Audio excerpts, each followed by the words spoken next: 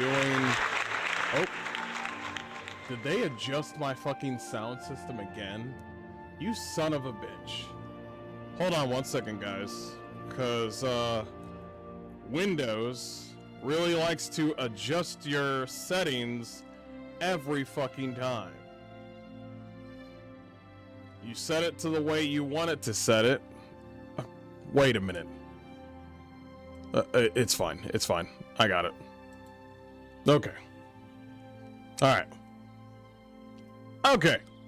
Everybody, this is Mr. Hardcore Mode, where nothing is easy. Warriors and wenches, how y'all doing? And God bless. We are here with another hard Rant stream. We're going to be focusing on Crimson Desert a lot today. We got a lot to show you. Yes, I'm super excited over Crimson Desert. The game is great. We'll play it after this stream. But we're going to talk about some games first. Of course, we got trailers. We got marathon numbers. We also got like a whole slew of like little small things. And also at the end, we got the Crimson Desert sort of IGN thing that I want to watch with all of you. But yeah, get strapped, get your drinks, chill out. You know, I know some of you guys are working and just listening. If my voice gets muffled at all, let me know, because I'm so curious on how I'm going to make sure, because I know when I get louder, the reduction kind of hits hard, and I'm wondering if there's like a strong reduction of sound to my voice on here, because I try to do the best I can to have it to where I can still be loud, and then you can still tell what I'm saying, and it just doesn't seem to be working. I keep on fucking up my audio, and it's weird because I keep on getting it correct, and I'm like, okay, well, I'll do it this way, and then it still does it, and I hear my voice, and I'm just like, is this better? No, it's not. So it's either my mic or I'm not doing something correctly. It's one of the two. One of the two. But hey, good to see you all. Hey Tekla, how you doing? Yeah, we got a lot to show for you today. Let's go ahead and start off with the trailers. Whew, why am I out of breath? I don't know. Chilling. Well, let's check the sound system, because it has been bothering me. I might as well just check it out right here and right now. I know people can hear me. It's the moments when I get loud out of nowhere, which is very often, and I'm just curious as to whether or not my voice will, you know. Hold on. Not that.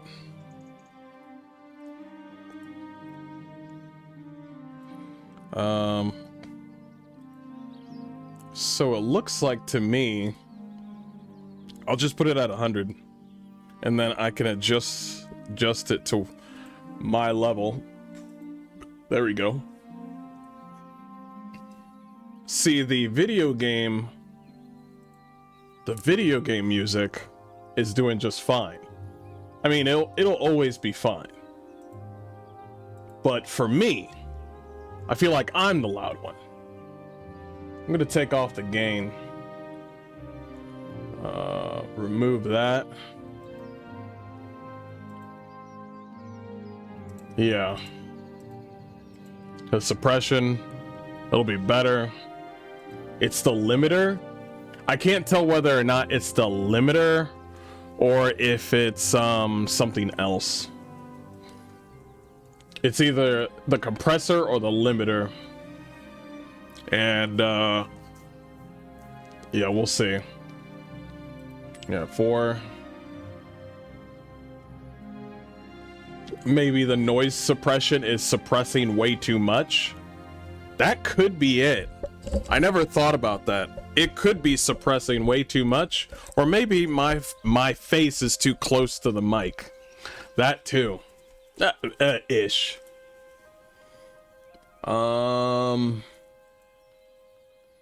Equalizer. Okay. There we go.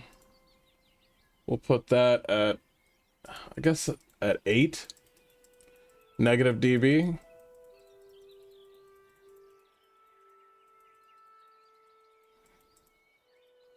That should be fine.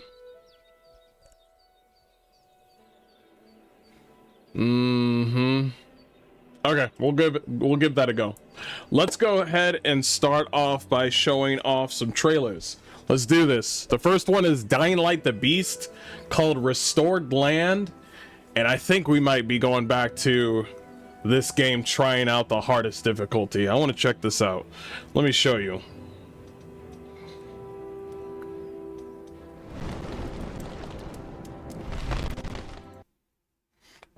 Let's go ahead and try it out. Dying Light the Beast Restored Land. Dying Light series has always been defined by tense survival. You always know that there's a good video game when it's literally, it's like, come play my zombie game.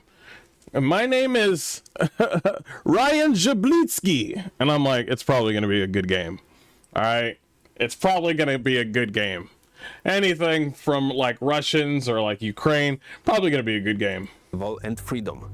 We believe the game is about your survival, your rules, and we are constantly pushing that idea further. Not just new content, but a fundamental change in how the world reacts to your actions and how you approach survival.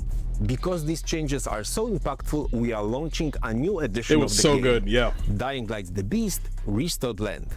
This definitive version includes the base game, the full update, and all previously released content in one package. Okay, what is Restored Land changes the rules of gameplay. It's a highly challenging, solo-only mode, offering the ultimate survival experience. In Restored Land, all zombies you kill don't respawn. If you clear infected... Whoa! They don't respawn? That... What? They don't respawn? Well, say it again.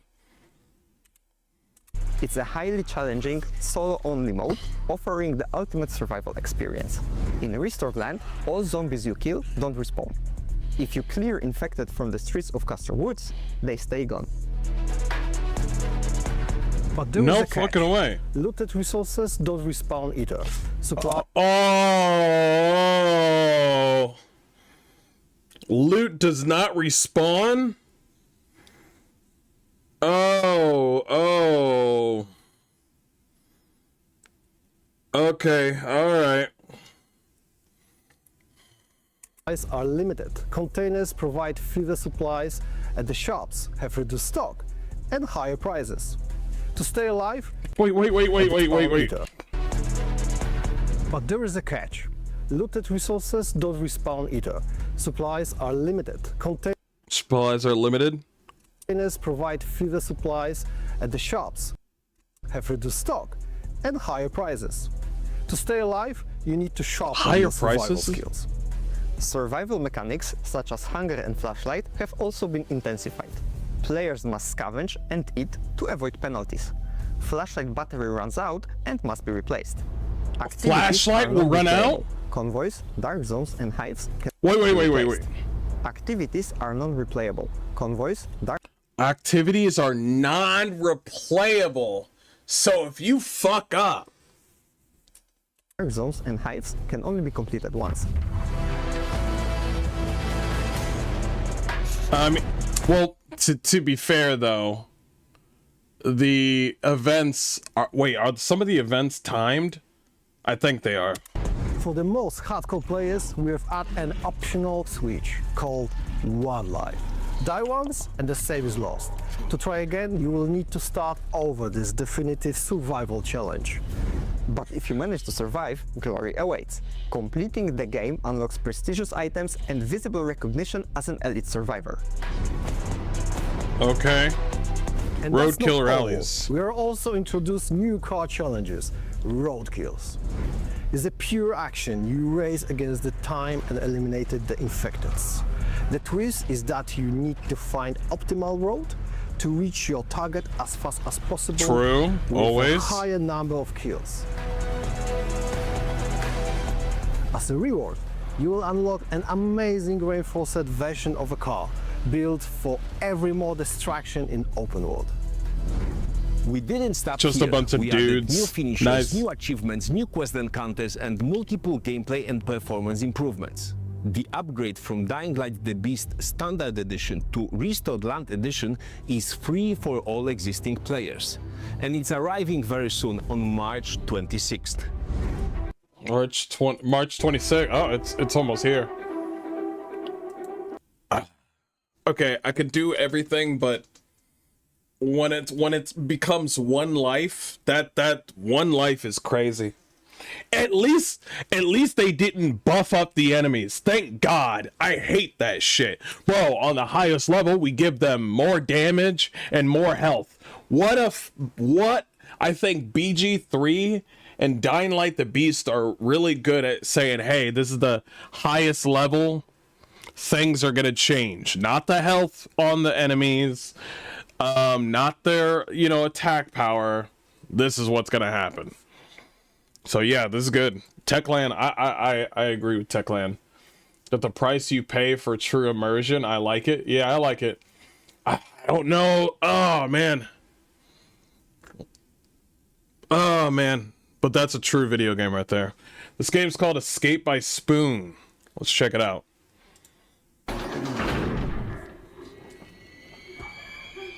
Oh, what? It was playing on... Okay.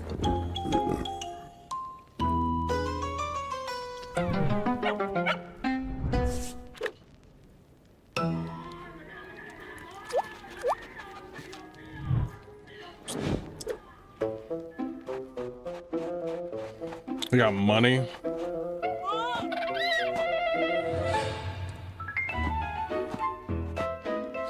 Why is that worm double cheeked up?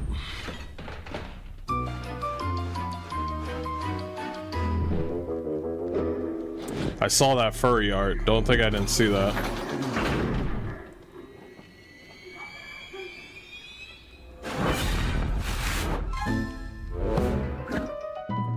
Wait, the cat was the police?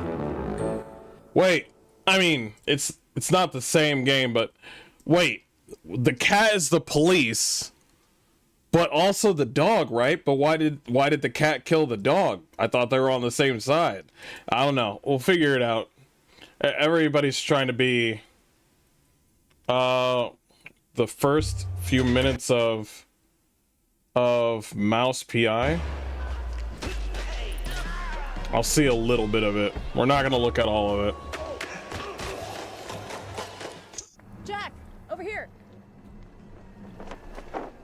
What's this about, Wanda? Care to toss me a cheese crumb? Or are we doing our usual tug of war? I can give you more than a crumb, Jack. I can give you a magician. A magician? What, like some wacko waving a stale mozzarella stick in front of a bunch of bored middle-aged mice? Something like that.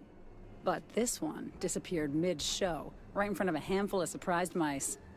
Some say it's a kidnapping. Others, I figured it might interest you. Goes by the name Magnificent Bandle. Or whatever. Bandle? As in Steve Bandle?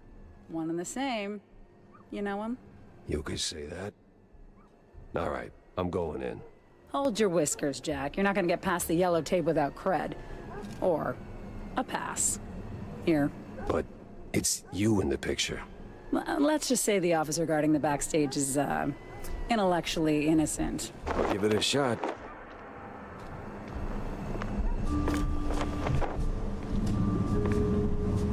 No entry without an ID. Oh, here you go, officer. Oh, looking great today, Miss Fuller. Oh, you... What?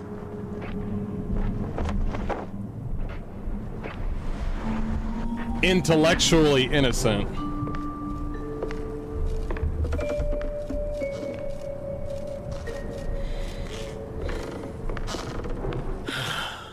Tell LT I'm wrapping things up now.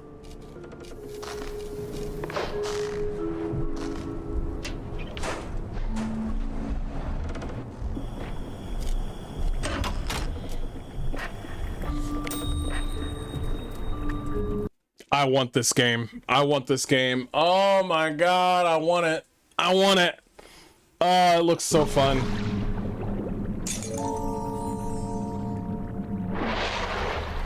It's got the artistic design. Wouldn't this game look great with DLSS 5? Not my type of game. I prefer proper rats, the rats you find camping in the bushes in Tarkov. That's the rats I love, not Disney looking rats. A proper rat. All right, let's get this over with. Okay, all right. We're not gonna, I don't want to get spoiled. That looks good. Let's move on. Hey, does anybody know Alan Richson, the guy that plays as Reacher? Well, the guy that plays as Reacher, he's riding on his motorcycle with his two sons, and one fucking dumbass went up to Alan Reacher, this big fucking dude, and well, he's like, yo, you can't be driving around all loud on your motorcycle. And I'm like, what the fuck is wrong with you? First of all, did you know that vehicles make noises? The privilege was so high. It was so high. But then he got knocked the fuck out. First of all, the guy showed off a picture that painted him in a good light to where it's like, yo, he's just beating him up. But people don't fall for that shit anymore. They don't fall for that shit anymore. Every time when you see a video and the fighting has already started, immediately assume that it's dishonest. Immediately assume it's dishonest. When they always show off, oh, a cop is beating up a black guy. Show me the rest of the video. Show me the rest of the video. And then you see the complete truth that the person was being a fucking idiot. No wonder they're getting beat up by a cop. So, Alan, thank God, Alan Richson, he has a camera that's tied to his chest, and he had the whole thing on camera of this guy being physical with him. But here's an AI version of what the fuck just happened.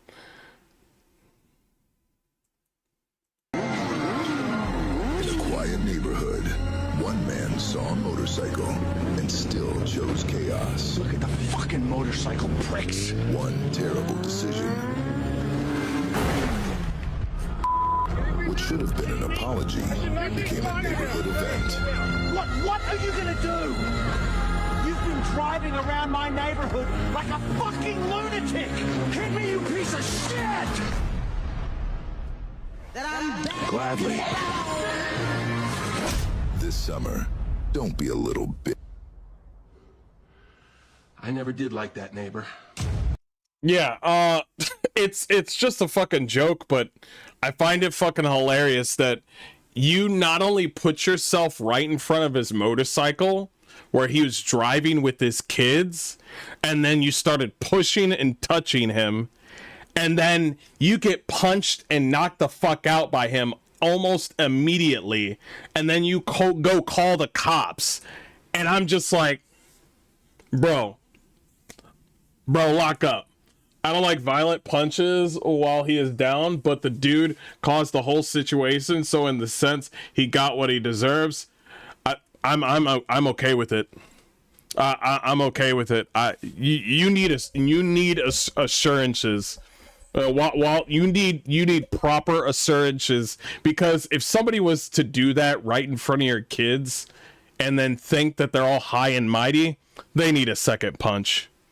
They need a second punch, maybe even a third, because one punch and you're on the ground.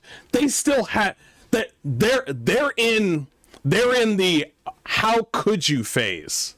Okay, when you get punched once and you're on the ground, he's at how dare you phase. You get punched a second time, then you're like, all right, stop. I'm good. The second punch is like, do you understand where we're at right now? Do you understand? Are we on the same page? The how dare you's not enough. You need an assurance, because he still lives in that area. That person still lives in that area. Alan still lives in that area. He never wants to even acknowledge that person's existence to make sure that he never comes out and does that shit again, especially in front of his kids. I am 100% okay with a second punch to be like, listen, never talk to me, never talk to my kids, never yell in my direction, never look in my direction. That's what the second punch was. The first punch is just like, leave me alone. The second punch is just like, leave me alone permanently. But yeah, that was good. But another thing that I want to preface. So I'm all for people that enjoy their own race and their own color. We're talking about Crimson Desert here. And so I'm all for people that like their own culture. But also another thing. The game, this guy named Don is like a Western medieval fantasy world made by Koreans, not a black Asian in sight, only whites. Thanks Asia for respecting our culture, while Western studios have shoved ridiculous diversity into our white fantasy. Well, first of all, wouldn't it make sense that you don't want Koreans to show off your white fantasy? No, think about it. That's one. The second one is that there are black people in the game. That's two. There's black. We've already seen it. Me and you, chat. We've already seen the brown and black people in the game. We've also seen orcs and goblins. So maybe this guy only played for literally 30 minutes or not at all. All right, number three. Point to where England is in this game. Point to me where Britain is into this game. You know what? Scotland. Where's Scotland on the map of Crimson Desert? Okay. You know, D&D existed before all of us, right? Like, I can understand that games are going to have different races and ethnic backgrounds with different characters, and it would make sense that a lot of areas in D&D, you would mostly have elves here, mostly have dwarves here, and have a hodgepodge of different cultures in one area. Perfect example would be probably either Waterdeep or Baldur's Gate. Would have a hodgepodge of like different ethnicity and different races, but not everywhere in D&D is there predominantly like a mix of different races. Not everywhere, which is a good thing because it adds to the overall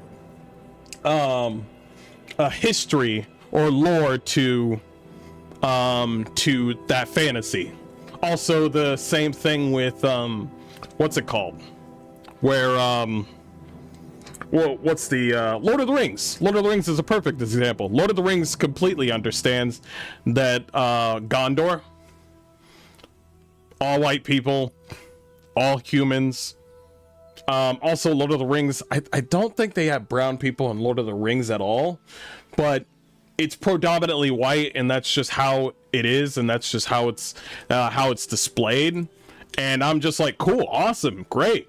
And I'm all for developers doing things that they do, or developers, and even when it comes to writers, if they want to have things where it's like all white people, it's fine.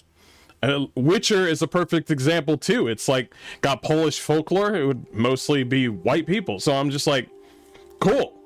I'm waiting for the moment to where somebody, you know, is black and then they make a whole black thing and it's interesting. But we haven't been there yet. We haven't found that sort of world yet, and that's just how it's going to be. But for this individual right here, it's not a white fantasy. Like, it's not. because Crimson Desert is not your world. It is literally just a world, and also it's mixed with orcs and goblins and dwarves. So you go to Hernand, the first area, and it's literally just a mix of different cultures. I wouldn't say multiculturalism, because all of the dukes and manors are run by like humans, white. And I know that Asians predominantly use, you know, white people for their characters, which I'm not complaining, but I don't like it when individuals don't know.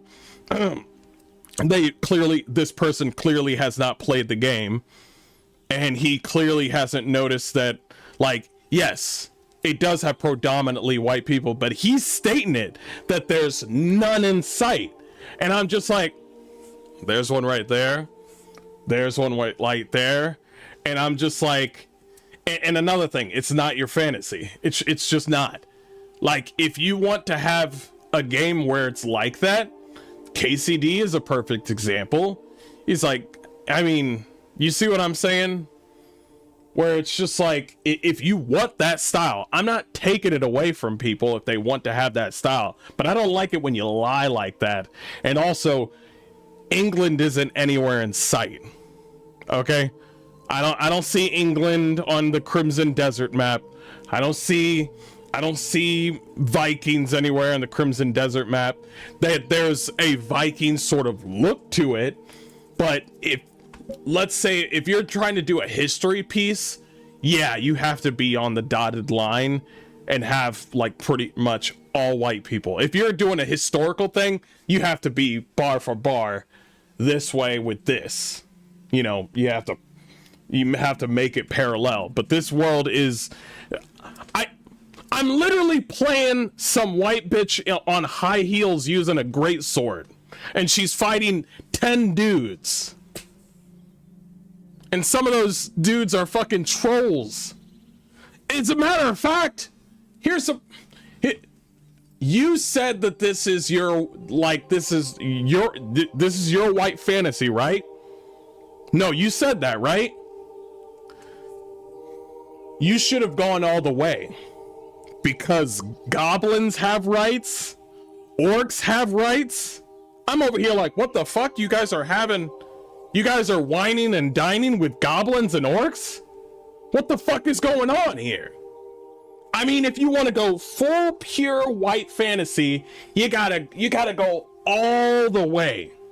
Why are the goblins there? Why are the dwarves there? Why are you cahoodling with the orcs?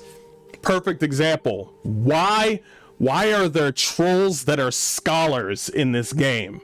This is all stuff from you guys over there in Europe, right? I thought trolls were stupid. You got trolls reading books and becoming merchants in this game.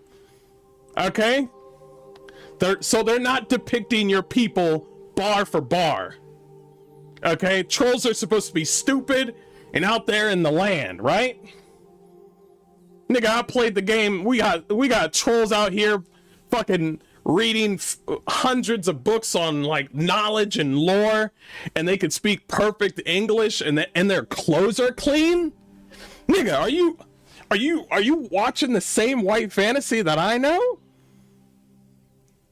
So is it a white fantasy, or is it something that's entirely their own? It's something that's entirely their own. You're just happy that there's predominantly white people. And I'm fine with that. If black people are okay with being around black people, it should mean that you should feel the same with your own people. You feel great that it's predominantly white people. Cool. But don't lie. Don't lie. Fuck them goblins. This just sounds like you want to piss someone off, which is attention seeking. It's like, I think that post is provocative and whatever, or our white fantasy. Okay, dude. Yeah, I'm just like, dude, why don't you didn't play the game. And one guy was just like, you mean that guy with the wave? You mean that guy that's working on the farm right over there? And I'm just like, maybe he did it. I don't care if he did it for clicks or not. I'm still gonna call him out. Okay? I'm still gonna fucking call him out. Yeah, fuck that. Okay. Let's talk about Marathon. I want to hurry this up because I don't want to talk about Marathon anymore. I think this is the last time I'm gonna. Yeah. I'm gonna do this. Listen, guys. All right. This is the last time I'm going to talk about Marathon because we already know Marathon's dead under the water because we've already noticed that obviously most of the gamers are on a computer. Everybody knows that, okay? This whole idea, this is why developers and certain companies like Sony really don't like it when Steam shows numbers. Why? It's because they're predominantly on Steam. This person right here, Reyes Elliott, who actually loves Marathon, but he actually gives bona fide, unbiased, facts. This is from Forbes. Let's go ahead. Marathon has sold 1.2 million copies across Steam, PlayStation 5, and Xbox. These estimates came from Alania. It hasn't exactly made the splash Sony and Bungie wanted, even if the game underneath the surface is a masterwork of design. It is not a masterwork of design. The UI is trash. The characters look like trash, and the game is a game. It exists. There's nothing fantastic to this extraction shooter compared to the others. You want to know why I like Escape from Tarkov? One being the item management system, and the fact that there's guns that I know in real life, and number two, the fact of how realistic the combat can be. Like, you encounter scavs, and you encounter actual players, and the combat, they treat every bullet you get like it's an actual disaster to your body. It's just my Mr. Hardcore mode brain that likes that kind of realistic way of a shooting game. That's for me. That's my niche. There's people that like arc raiders, which is there's certain fun mechanics to items that you have, grenades that you have, even the unique robots. I'm hearing that they're going to bring more robots into the game. I've heard that they're going to add another map. I think so, because I've only seen one map, but I heard that they're going to add another one. But they're going to change things up. That's how you have a good, live service. And also, the Marathon came late. It's late. There's already too many extraction shooters right now that have already put a staple, a franchise or a fan base or a community. We got Delta Force, which is a mix of an extraction shooter and just a PvP game. We have Arc Raiders. We have Escape from Tarkov. We're about to get Active Matter. That might be my extraction shooter, which I kind of like. Active Matter is another Asian developer that's making an extraction shooter, and it's gonna be like a mix between, not Metro, but a mix between Stalker with anomalies mixed in with Escape from Tarkov. I want to play that game. The monsters and the anomalies are fucking dope. Like I said, people have made a decision. Looking at the split between Steam, PS5, and Xbox, Steam is clearly the main platform for Marathon, accounting for a little under 70% of the audience. 800k copies sold. Meanwhile, PlayStation 5 takes 19%, 217k, and Xbox, including console, PC, and cloud, accounts for a bit over 11%, or 133,000 copies. Marathon is technically a first-party Sony title. Never should have done this. You remember when Sony just said, hey, we're giving the world the live service games and all the one-player games, the solo games, the exclusive games that are solo, that are single player. We're keeping that with PlayStation. And I'm just like, I don't want your live service. It's just like it's like watching your kid slice up a piece of cake and they give you the small piece and then they take the big piece of pie, but replace that pie with shit. Okay? Oh, he's like, listen, you're gonna have a little piece of shit. I want this big piece of shit. And I'm like, you can have both. Go ahead. I'm not hungry. You used to be good, Sony. That's just not happening right now. Xbox is under the Xbox is just hot doo-doo garbage, okay? It's hot dog water, Xbox. Nintendo and Nintendo, which I don't play or watch anymore. Believe it or not, Nintendo's doing great. I mean, they're living off nostalgia, but yes, Nintendo's doing great.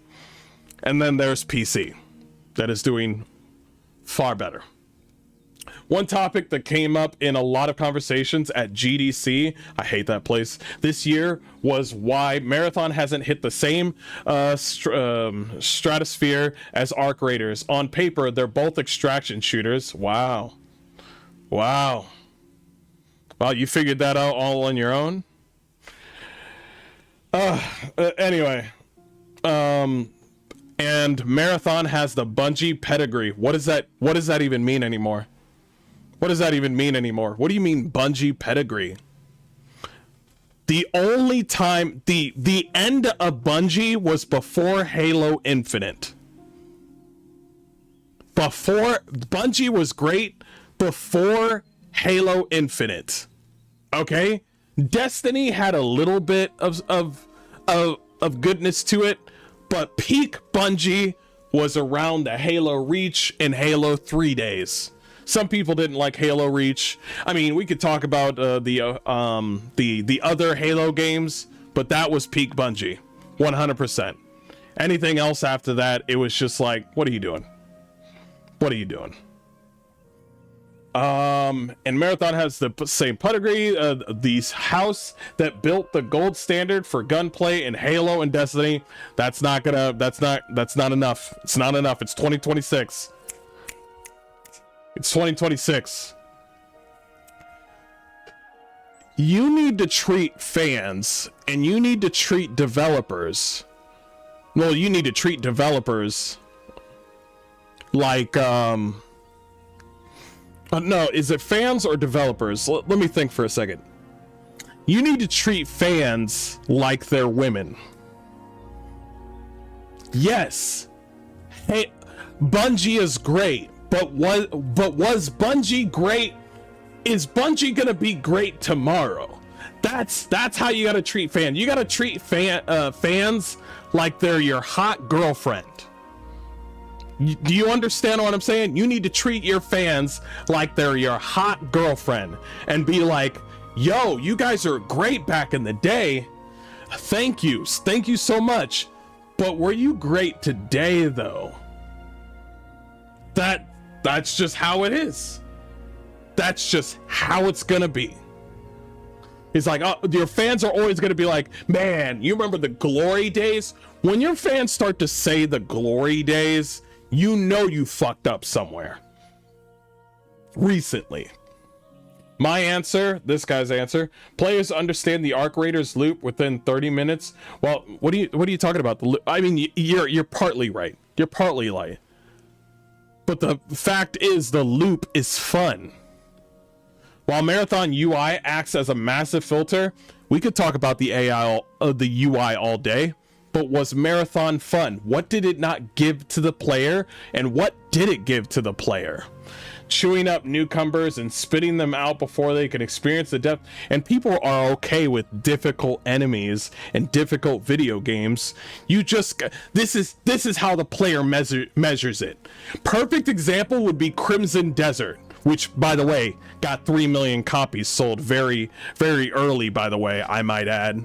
But let me tell you, Crimson Desert, it has a whole bunch of stuff where fans that play this game are frustrated and say certain things suck about Crimson Desert. They do. They say, hey, this sucks in Crimson Desert. Man, this boss sucks at Crimson Desert. Man, this thing is difficult on Crimson Desert. I couldn't figure this out because I'm stupid. Another Crimson Desert moment. Why do they come back the next day? I'll tell you why. It's because the gameplay is fun. There is so much added every single moment I play this game that makes me want to continue. I'll give you...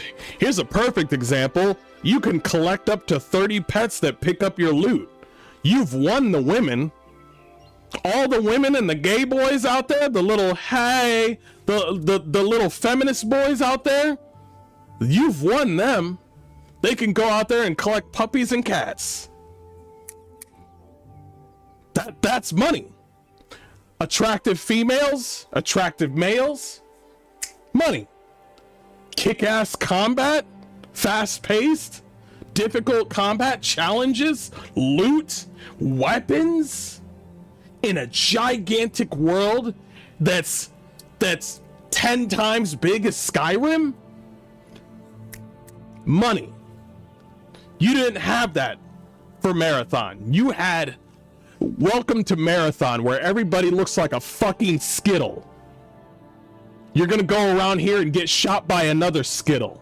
When you get shot and killed, guess what? Skittles everywhere. Have fun. I'll see you again. I'll see you again. Try next time. Try next time. Welcome to your second match, your second run on Marathon. You look like a Skittle.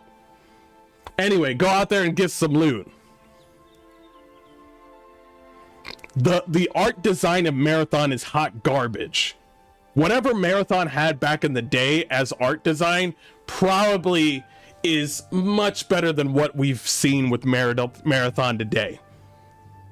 You got a whole bunch of people coming into the Marathon, looking at their character, and they got big fucking like dick sucking lips with black lipstick on. I can't walk around doing that. I can't do that. Meanwhile, I'm playing Crimson Desert and I'm making Cliff look like a fucking Warhammer character. I got fucking Damien, the female. She's looking hot as fucking all white. And she's got a giant fucking katana. Hello? Hello?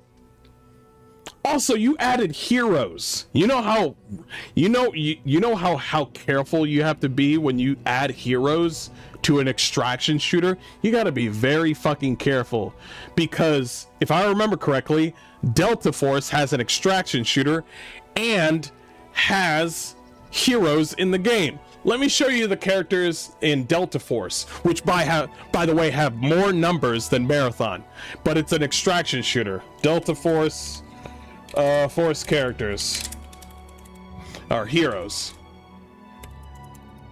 So you got your ugly fucking gay or retarded characters, right? I regret looking at that.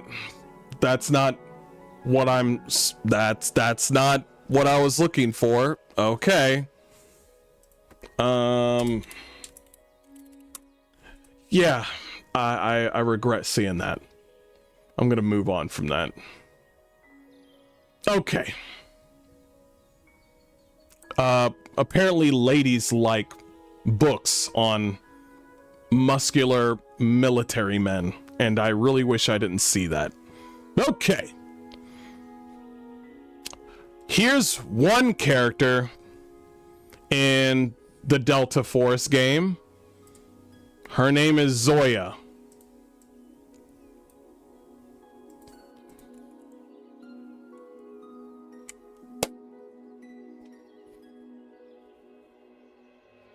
You understanding where I'm coming from now? This is like a futuristic modern warfare game. Let me show you some other characters, because apparently you guys don't understand what aesthetics means. Perfect one. Here we go. Here we go. Here we go.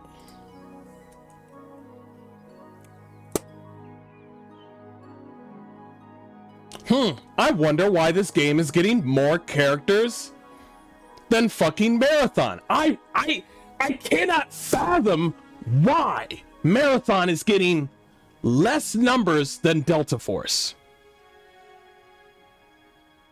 I can't. If only someone could show me a sign. Let's go back to this. PlayStation Bungie are at a crossroads here. They can double down on Marathon with a long-term Rainbow Six Siege or No Man's Sky style recovery plan, which is something I heard Chris Gunn smartly mention last week on Sacred Symbols. That it's not going to happen. They'll shut you down. They're not going to waste any more money on this.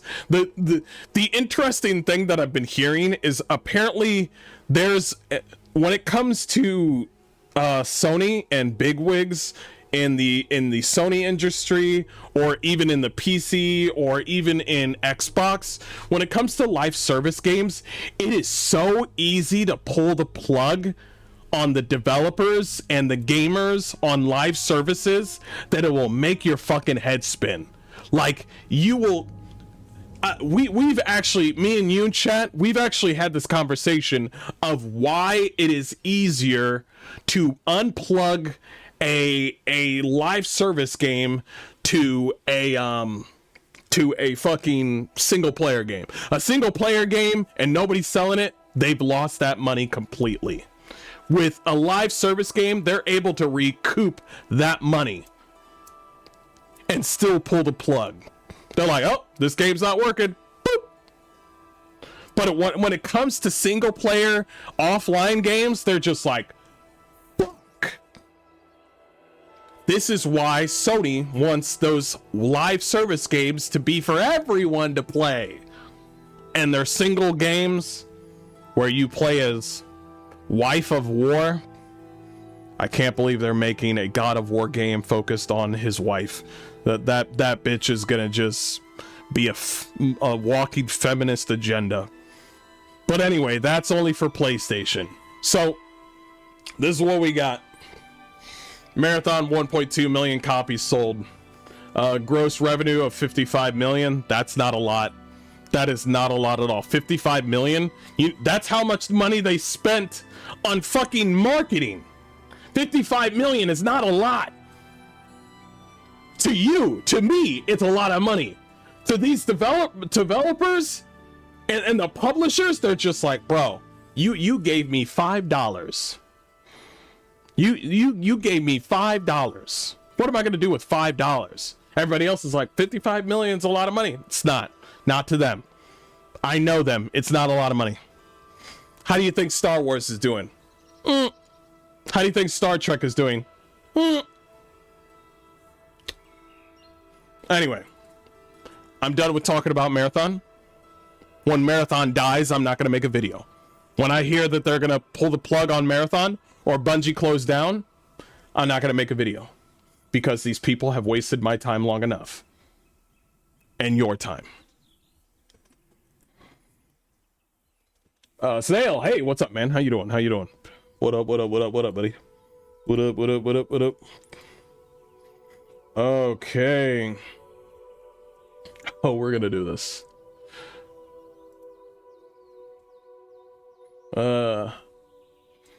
Okay. Let's do this, guys. If I start screaming, I'm sorry. I apologize. Venom is gonna be like, wow, he's loud. I need to turn him down.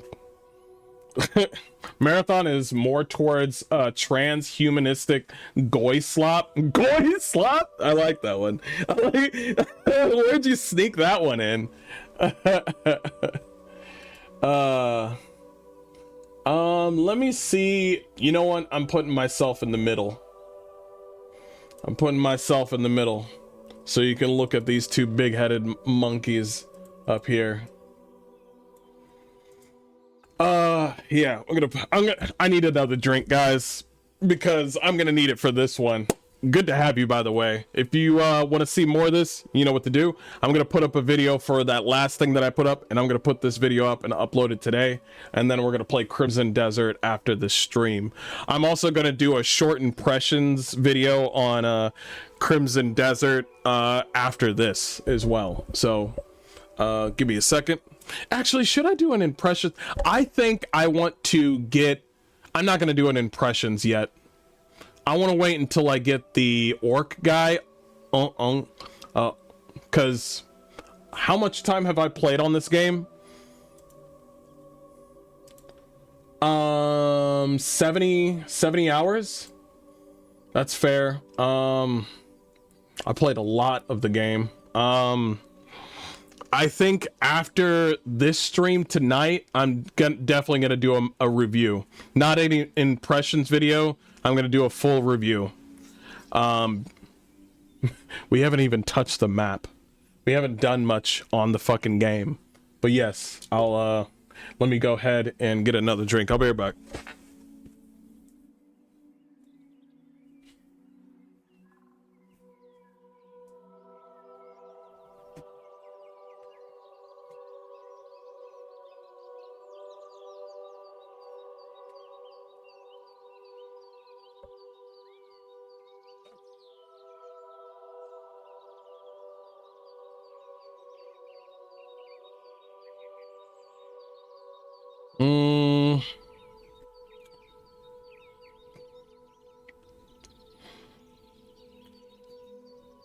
Okay.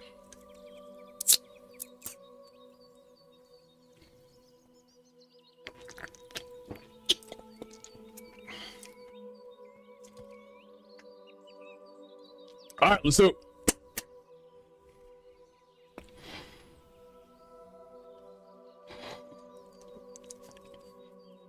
Hey everybody, this is Mr. Hardcore Mode, where nothing is easy. Warriors and wenches, how y'all doing? And God bless. We're here to watch a IGN video. Yes, I know. Please don't throw up. I just cleaned the carpet. Okay, I appreciate that.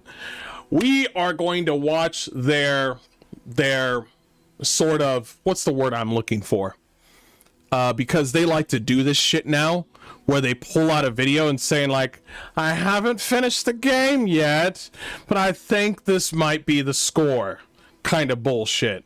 And they always do it with two people. Every time when a developer or a game journalist comes out with two people, because we really want to focus on the nigga that's over here because he played the game. This nigga didn't play the game. So I find it kind of weird that they always got to have a moderator that's like asking questions, which is weird because I know they could just put some words on the screen and say, how was the game? And then he could talk. And then how much time did you play? And then he could talk. They could do that. But they had to add this fucking fathead right here. So they did the same thing when when Bungie had the whole debacle and they had 2 or 3 people come out. It was one person that was involved in stealing somebody's art with Marathon, but they brought 2 other guys and they just pretended like they didn't know. They said, yo, it was this guy. Anyway, so tell us how we're gonna make things better. And then the guy's just like, yeah, so they always like to do this where they bring another guy in and he's just like, so I'm gonna pretend I'm doing my job and make sure that the review that you give the people, you know, it melds with the team. Every fucking time, bro. Why are you giving out reviews that's like, if I wanted to get it out right now, it would be a 6. What the fuck are we doing right now? First of all, nobody fucking cares. Everybody thinks you're a comedy show at this point. So I don't know why you're bringing this shit out now. Why don't you just bring the review? I can understand impressions, but when you come out like, bro, the game just came out. I played it this many times. If I had to bring it out right now, it would be a 6. Nigga, just say it's a 6 then. Stop playing games. Anyway, I know why because they don't like Asian developers and they want to make sure their stock is down, but we'll talk about that later. Let's go ahead and do this. Reviews director Tom Marks here with Travis Northup, our reviewer of Crimson Desert. Travis, how are you holding up after over 100 hours with this game? Over 100 hours, 6 out of 10. You by the way, nope. Let's continue. Let's continue, because I'm gonna stop this video every 20 seconds. Let me go. Let me go. I'm holding up. This is the gig, man. This is my Super Bowl. Whenever a big chunky RPG comes out, and I know this is your goal, big hunky RPGs. You remember the time that you gave Avowed a 7 out of 10? You mean that one? Or when you gave Outer Worlds 2 a fucking 8 out of 10? Is that you? Are you the RPG guy? I'm about to lose my life, so I'm getting close to the end there, and it feels good. Let's talk about this review process for a little bit. You're getting close to the end of the game and it feels good? Why would it feel good? It's a 6 out of 10 and it feels good? Are you oh, do you mean by feels good, you mean that the game's almost done? That's what it feels good, that I'm almost done with my job. Is that what you mean? Why we don't have a final review right now, although you do have like a score in mind. Why would you mention it? Why would you mention it? You lazy fucks! Why would you mention it? We don't have a review right now. But what would we grade? I'm like, why are you here? By the way, where's the marathon review out of IGN? Where's the review for Marathon? Oh, it's because Bungie asked you guys to postpone the review for a month, and you guys happily agreed. Yeah. Already at this point with 100 hours under your belt.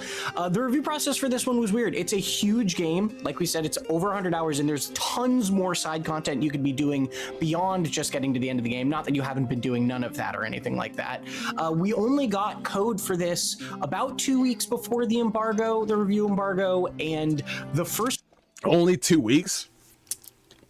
Only 2 weeks? You've only had 2 weeks? Nigga, both of you guys look like you have takeout every fucking day.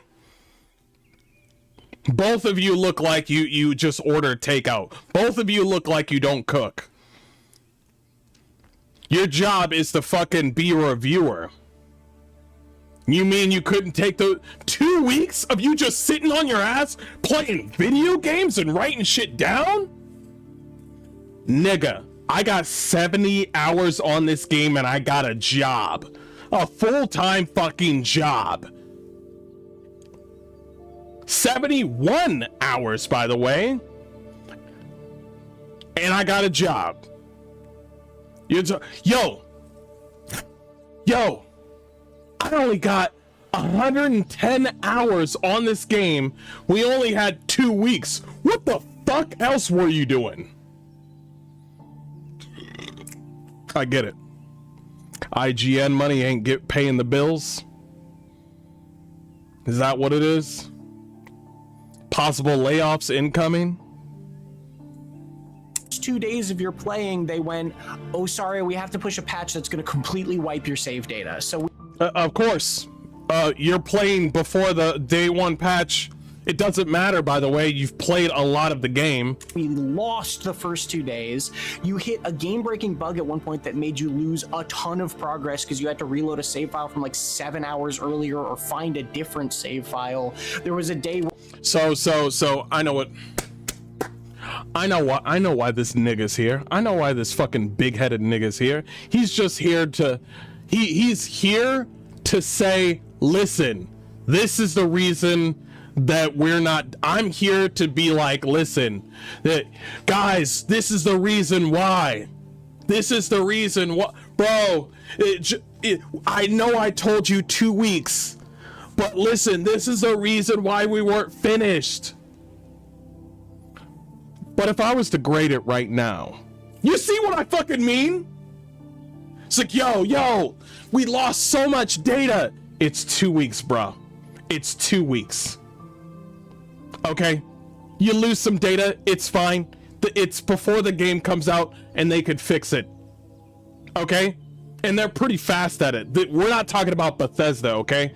These motherfuckers are quick at making sure that things are running optimal. You are playing the game before the game comes out.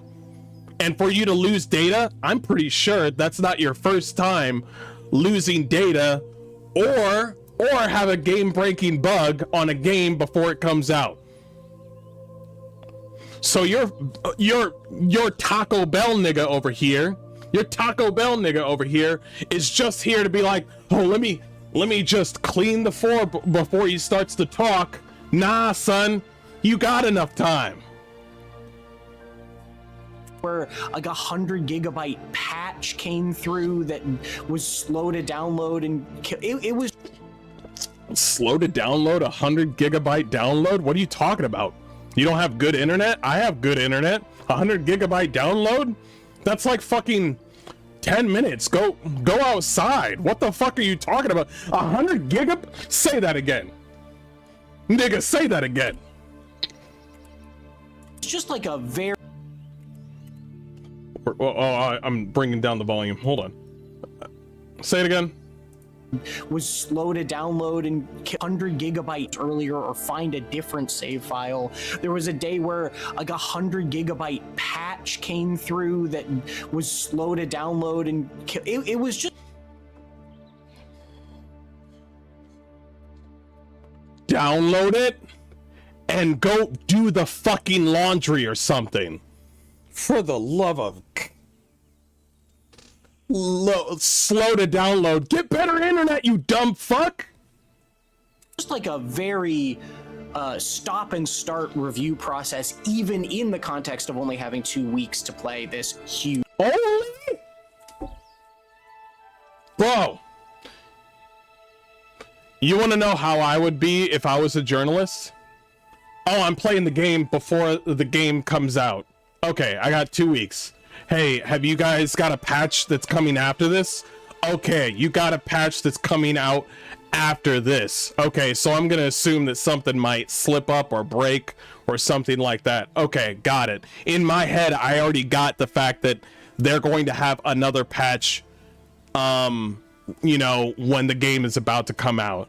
And I'm like, cool, if anything bad happens, I'll relay the information to you. If I lose data, it's fine. I'm just here to test out the game, see if it's good for the audience. That's it. That's mine. Oh, I lose data? That's fine. It's cool. I'm still testing out the game. I've done this.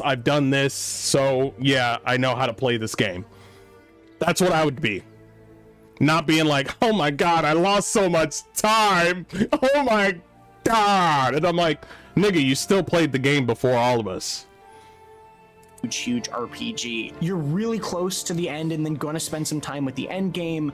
For those who haven't seen much or don't know, if I've only seen trailers, have just bought into the hype, whatever, what actually is Crimson Desert? What does it play like? What type of RPG is it? And what do you think of it so far? Whoa. What did you just say? What did you just say? Really close to the end and then going to spend some time with the end game. For those, you honestly don't really need to finish the game in order to be like, okay, this game is really fun. You don't have to finish the game. You honestly don't. You need to get enough of the game to be like, listen, this is a really fun game. I'm almost near the end. What I've seen so far is great. Whatever the ending is, we have not finished that ending. And it, of course, people will be like, well, how is the end of the game? It honestly doesn't matter.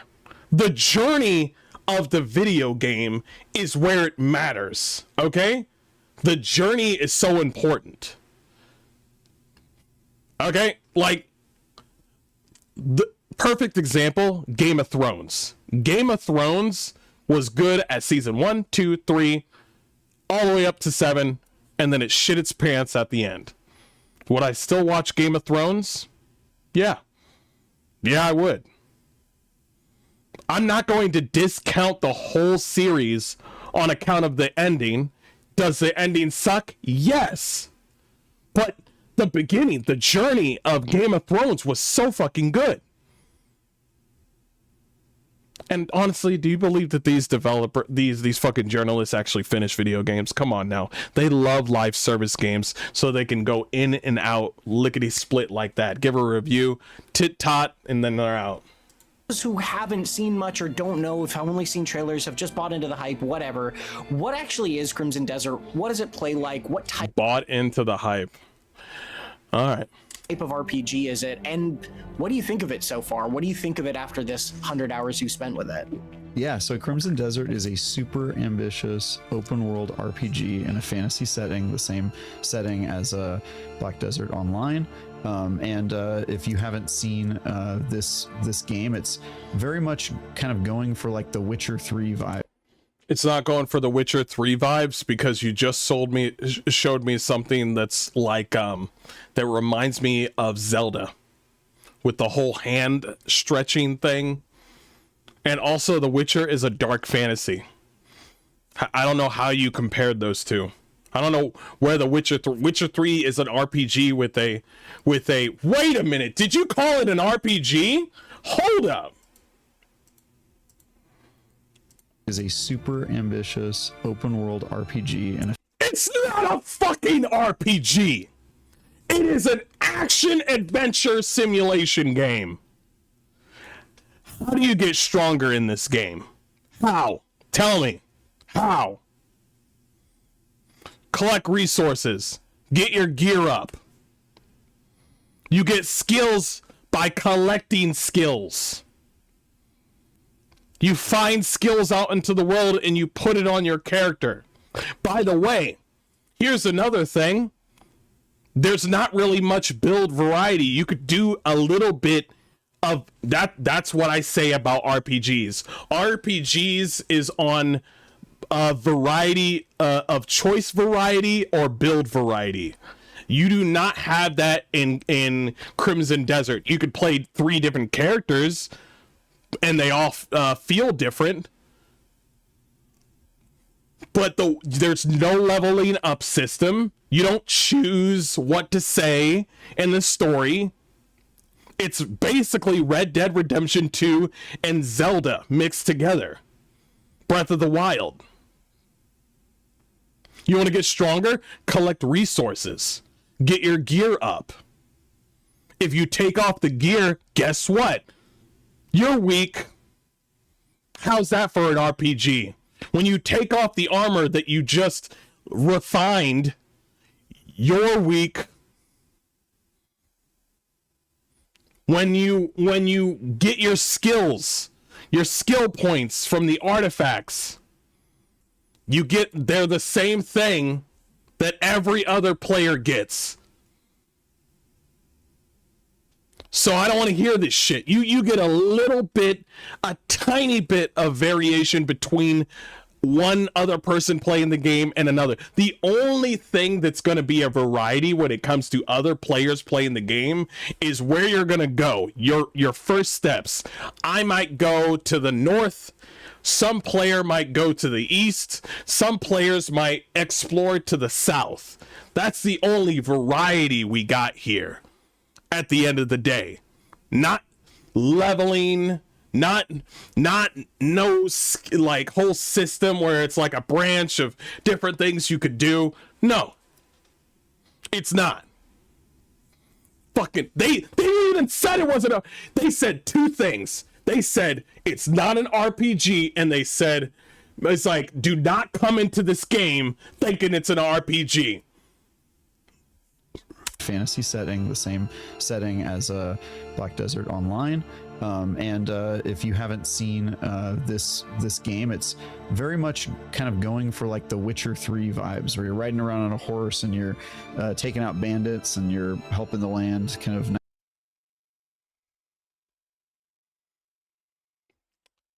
it's just like Witcher, and you're on a horse, and you're up bandits and helping the land. This is a writer. This is a writer. How you gonna have a big ass fucking forehead and nothing's in there? It's nothing like The Witcher. Put a fucking horse in the game. Damn. Reminds me of the fucking Witcher. This game got grass in it too? Fuck. We might have ourselves an Oblivion game. You got magic? Are you trying to be Skyrim right now, bitch? Yo, they got muskets in this game. Just like Fallout. Just like Fallout. Bro, they got guns in this game like Fallout. God damn. They got bandits? They got fucking bandits in this game? Shit, I've never seen a bandit before in my life. This is first. Only Witcher does that. Only Witcher's got bandits. Bro, I think I can be a writer. Knights and gallantry type stuff going on. You just threw in gallantry? What the fuck? But with a very weird kind of, you know, Eastern fantasy vibes, where there's also just like strange creatures and lore and stuff like that. So it is a interesting fantasy world, and I would say game, it's sort of like trying to... Weird fantasy like Korea. Goblins and orcs? Trolls? That's a goblin you're facing right there. So, yo, they got the whole Korean, the whole Asian thing. If you point it out like a fucking, like some Eastern style thing, like Black Myth Wukong, like they showed off like the buildings, you know, and like an entire empire from the like from Europe. I'm not Europe, but from Asia. I'd be like, yo, they got the Asian themes on here. Nigga, they don't have that. This is more in line with fucking medieval fantasy. What are you talking about, the Asian theme here? You mean the hot bitches? Because I'll agree with you. Only hot bitches would be in Asian games. To be Witcher 3 with a little bit of Red Dead 2, because it has like... No, it's not, you dumb fuck. Red Dead 2, yes. Witcher 3, where the fuck are you going? You said horse, and you said bandits, and you said gallantry out of fucking nowhere. These long rides on a horse where you're just like talking with a teammate. It has like that sort of thing, and then it's also got a little bit of like GTA open world like craziness, and also it's not like GTA. It's like Red Dead Redemption 2. It's not like GTA. What do you do in GTA? What do? You steal people's fucking cars. In this game, you could hit somebody off their fucking vehicle, but for some odd reason, well, let me take that back. You can do this, but more likely, most people will probably not do that. Because if you try to get on somebody else's horse in this game, by the way, can I go back to the part where this is more to Red Dead than GTA? I don't know where the GTA shit came from. Where's the fucking hydraulics on a fucking vehicle? Where's there's no whores on the side of the road. Where's my fucking like submachine gun? Okay, steal people's horses. Got it. Understood. Where the is GTA the only game where you could steal fucking vehicles? So you have to tap A to run, which I thought was something that only GTA was allowed to do. Okay, all right, this guy's playing. Bro, are you really the RPG guy that's supposed to be here?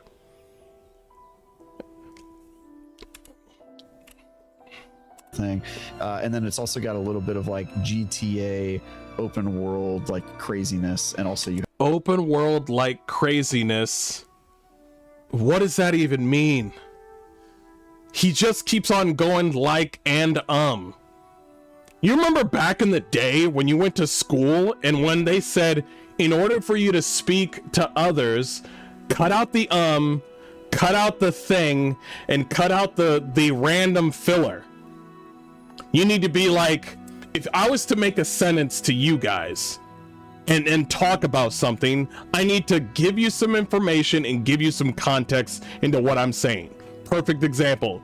Crimson Desert is a great game because it has a unique combat system that gives you many choices on taking care of your enemy. You got unarmed combat, ranged combat. You also got sword and shield, spears, great sword, that sort of thing. You even have mounts in this game, and you also can collect pets in this game. And there's also a lot of exploration that is in this game with dungeons and high spires. See that? Context. Not too many not too many things. You listen to this guy and he's just like, this reminds me of Witcher when you have a horse and a bandit, when you go out there with gallantry, and yeah, it's like GTA when you walk up people to people in the land. And I'm like, nigga, I thought I take every day when I think I'm retarded, I find out I'm less and less retarded each day when I hear fuckers like this. You have to tap A to run, which I thought was something that only GTA was allowed to do. Yeah, it's sort of going for all of those things, but I would say that it ends up landing closer to something like Dragon's Dogma, where it's not exactly of the same kind of caliber as like a Witcher 3, but it presents a compelling case for this.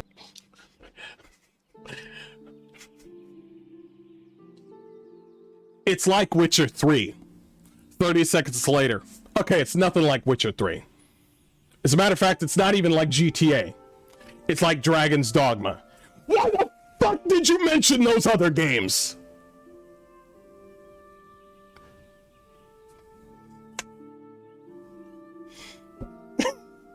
It's like talking to your kids, and they're just like, Mom, I want the chocolate ice cream cone. You want the chocolate? I want the chocolate ice cream cone. Okay, I got chocolate.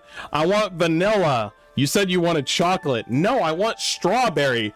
And I'm like, nigga, can we stay on track? This type of bizarre, super ambitious RPG, even if it doesn't always achieve the stuff that it's trying to achieve. Yeah. Whatever the fuck that even means.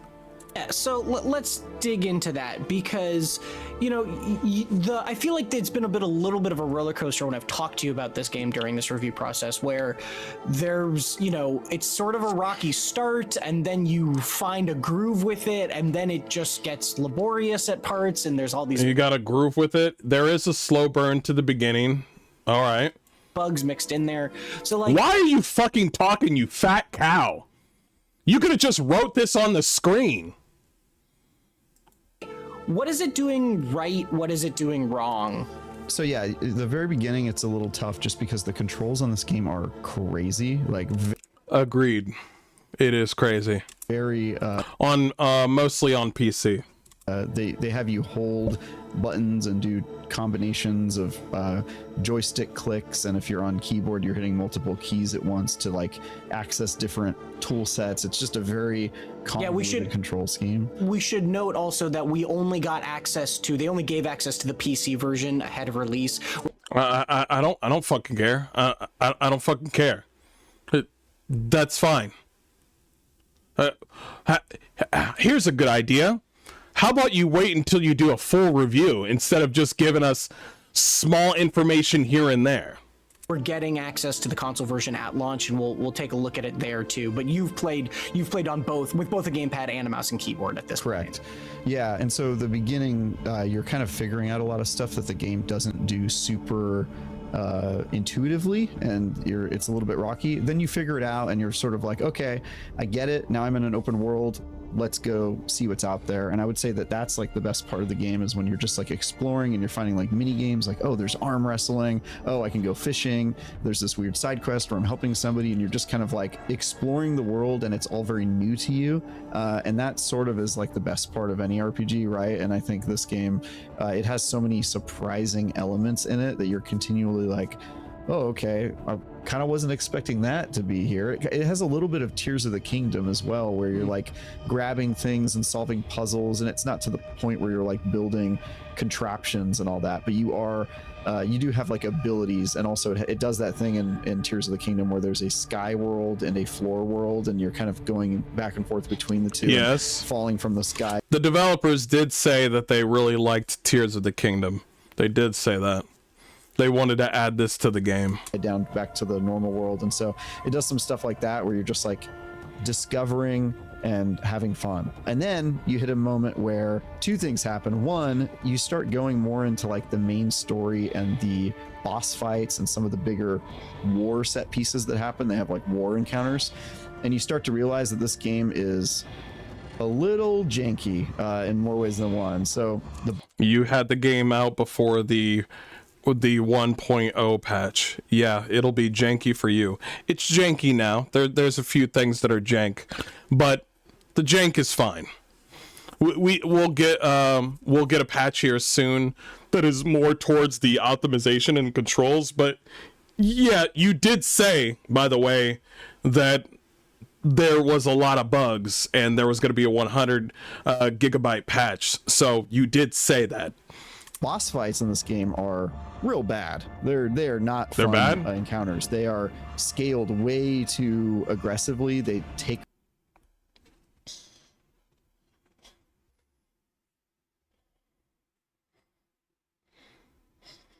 Yeah. Yes. I would hope so. a really long time to do. You die a lot, and bro, let me let him say the whole thing. Say the whole thing. Go ahead, say it. A little janky in more ways than one. So the boss fights in this game are real bad. They are not fun encounters. They are scaled way too aggressively. They take a really long time to do. You die a lot, and it's one of those things where, you know, I play a lot of Souls-like, so it's not like a skill thing. Like I was able. It is a skill thing, you dumbass. We wanted the challenge, and we got the challenge in the fucking game. Will I complain about the boss? Yes, I'll complain about the boss. Am I having fun? Yes. Ain't no one here, any gamer out there talking about this. If we want to talk about true jank with bosses, let's talk about Dark Souls 2, okay? We could talk about Dark Souls 2, but this is not Dark Souls 2. The bosses in this game are just like, yo, this is cool. The music's great.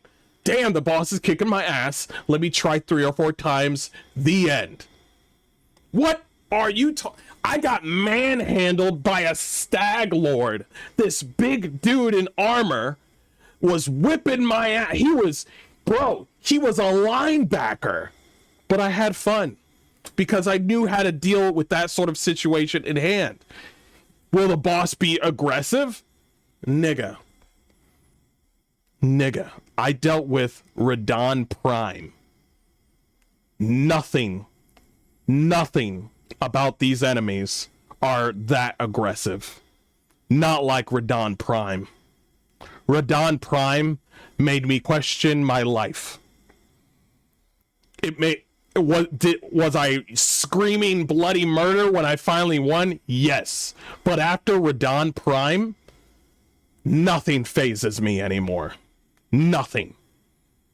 And maybe I'm desensitized to bosses, but you should be desensitized by bosses as well, because you got fucking war games right behind you. Are you serious right now? You got Elden Ring, you got Dark Souls behind you, and he's like, oh man, that it doesn't mean that it's a skill issue. It is. Maybe you should have rode on your horse and then went around fighting bandits and gallantry and shit. To get through a lot of the encounters with like low level loot because I wasn't really focusing on leveling up my loot for a lot of the. Bro, ain't no fucking way. At least he admits it. At least he admits it. Don't level this review down because you fucked up. Ain't no fucking way he just said, bro, bosses difficult, hard, very aggressive, kicking my ass. Didn't level my gear though. Didn't level my gear though. So odd. Anyway, I hit the boss with my level 1, my highly unrefined weapon. Game. And also not a thing where you mind dying and having to try again. You're used. Yeah. So you're a fucking masochist. I got it. Both of you look like you fucking like to get stepped on. So you went up to the boss raw with no lube, none of your shit ready. And then you're wondering, why are these bosses hard? Nigga. Are you... If Dr. Robotnik had 2 big-headed sons, and he found out that those 2 big-headed, stupid, retarded sons became game journalists, he would put a fucking gun in his mouth. Yeah, I don't mind that at all. It's more that like... You kind of mind. The fights drag on for a really long time. Because you didn't level your gear. They are way harder compared to the rest of the because you didn't level your gear. Combat in the game that I would describe as like Dynasty Warrior-esque easy. You didn't level your gear. You didn't level anything. You were trying to speed demon it. It just goes like the complete other direction where you're just getting your butt kicked. 80% of the time in this game, I was unclear if I was doing things as intended or if I was brute forcing it. Like there was a puzzle once where I was supposed to get up on top of this thing and do this stuff, but I couldn't find an easy path up it. So I did that thing in climbing games where you find like a little alcove that you're not supposed to stand on, but then you do stand on it and it like gets your stamina back and then you climb the rest of the way. And that's how I got up it. It like felt like I was cheating. And then it turned out, as far as I know, that's how you're supposed to get up the encounter. And so like, I never knew if I was brute forcing combat encounters, if I was brute forcing puzzles, or if it was just... It sounded like you were brute forcing a puzzle or wait, is he he's not talking about combat. He's talking about exploration. So we changed the subject and he's like, I'm not sure. So basically he's running around this game and he's not sure what to do. Isn't that like every fucking video game? And secondly, like, isn't that cool that you ran into something that you're like, I didn't know I was supposed to be here. This is some yellow paint bullshit where this like, I don't know what I'm supposed to do. Do you want me to fucking hold your hand? Is that what you want me to do? Anyway, let's get back to this. Wouldn't it be great if you just walked around climbing something that you weren't supposed to climb and then find, oh shit, there's a puzzle. Maybe there might be some loot. That sounds great. That sounds like a great story to me. What are we doing here? What is the charge? What is the charge? Playing an exploration game? Getting his ass kicked by a boss, and he's like, you know your judo well. It's designed for you to sort of like flub your way through it, and it kind of seems like you are supposed to flub your way through a lot. It's not. You're not supposed to flub your way through it. You just made a guess and you figured it out. This is such lazy talking. It pisses me the fuck off because it's almost like he's trying to fucking make. Are you saying we could be intellectual in this conversation, right? You don't have to just say words and they don't mean anything. Let's just be fucking 100% honest. You ran into something, you guessed, you started pressing buttons, and then boom, you figured out the puzzle. Do you want some fucking fairy to be right next to you saying, hey, listen, you need to take care of that. You need to take care of that. And yeah, this is that you want somebody to tell you how to do it. A lot of these encounters, and it makes it feel real bad. That's distinct from. How does it feel real bad? What does that even mean? I run into these encounters and it makes it feel real bad. What does that even mean? That doesn't mean anything. Well, no, we're gonna dissect this. What is the whole sentence? If I was brute forcing combat encounters, if I was brute forcing puzzles, or if it was just designed for you to sort of like flub your way through it. And it kind of seems like you are supposed to flub your way through a lot of these encounters, and it makes it feel real bad. No, it doesn't. You want to know how you know you're not supposed to be somewhere? I'll tell you how.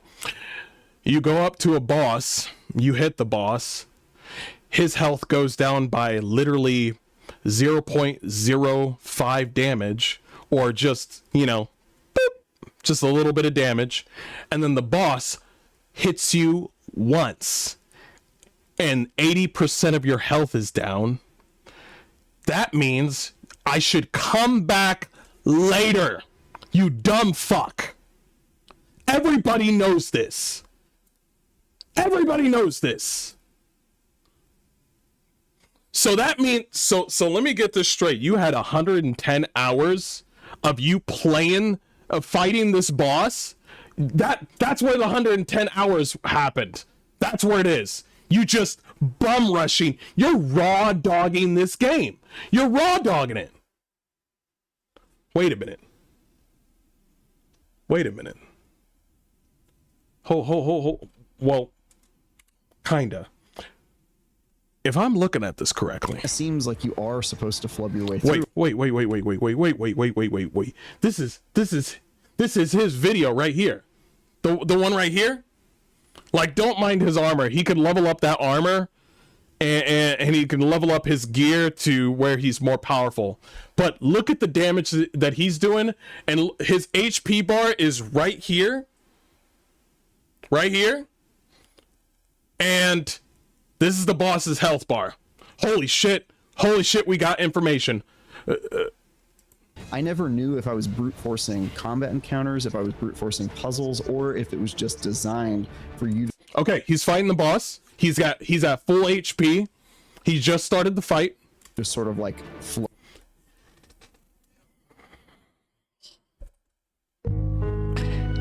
He got hit once, and 30% of his HP just got missed. He got hit once, and 30% of his HP left his body. Keep watching. Flub your way through it, and it kind of seems like you are supposed to flub your way through a lot of these encounters, and it makes it feel real bad.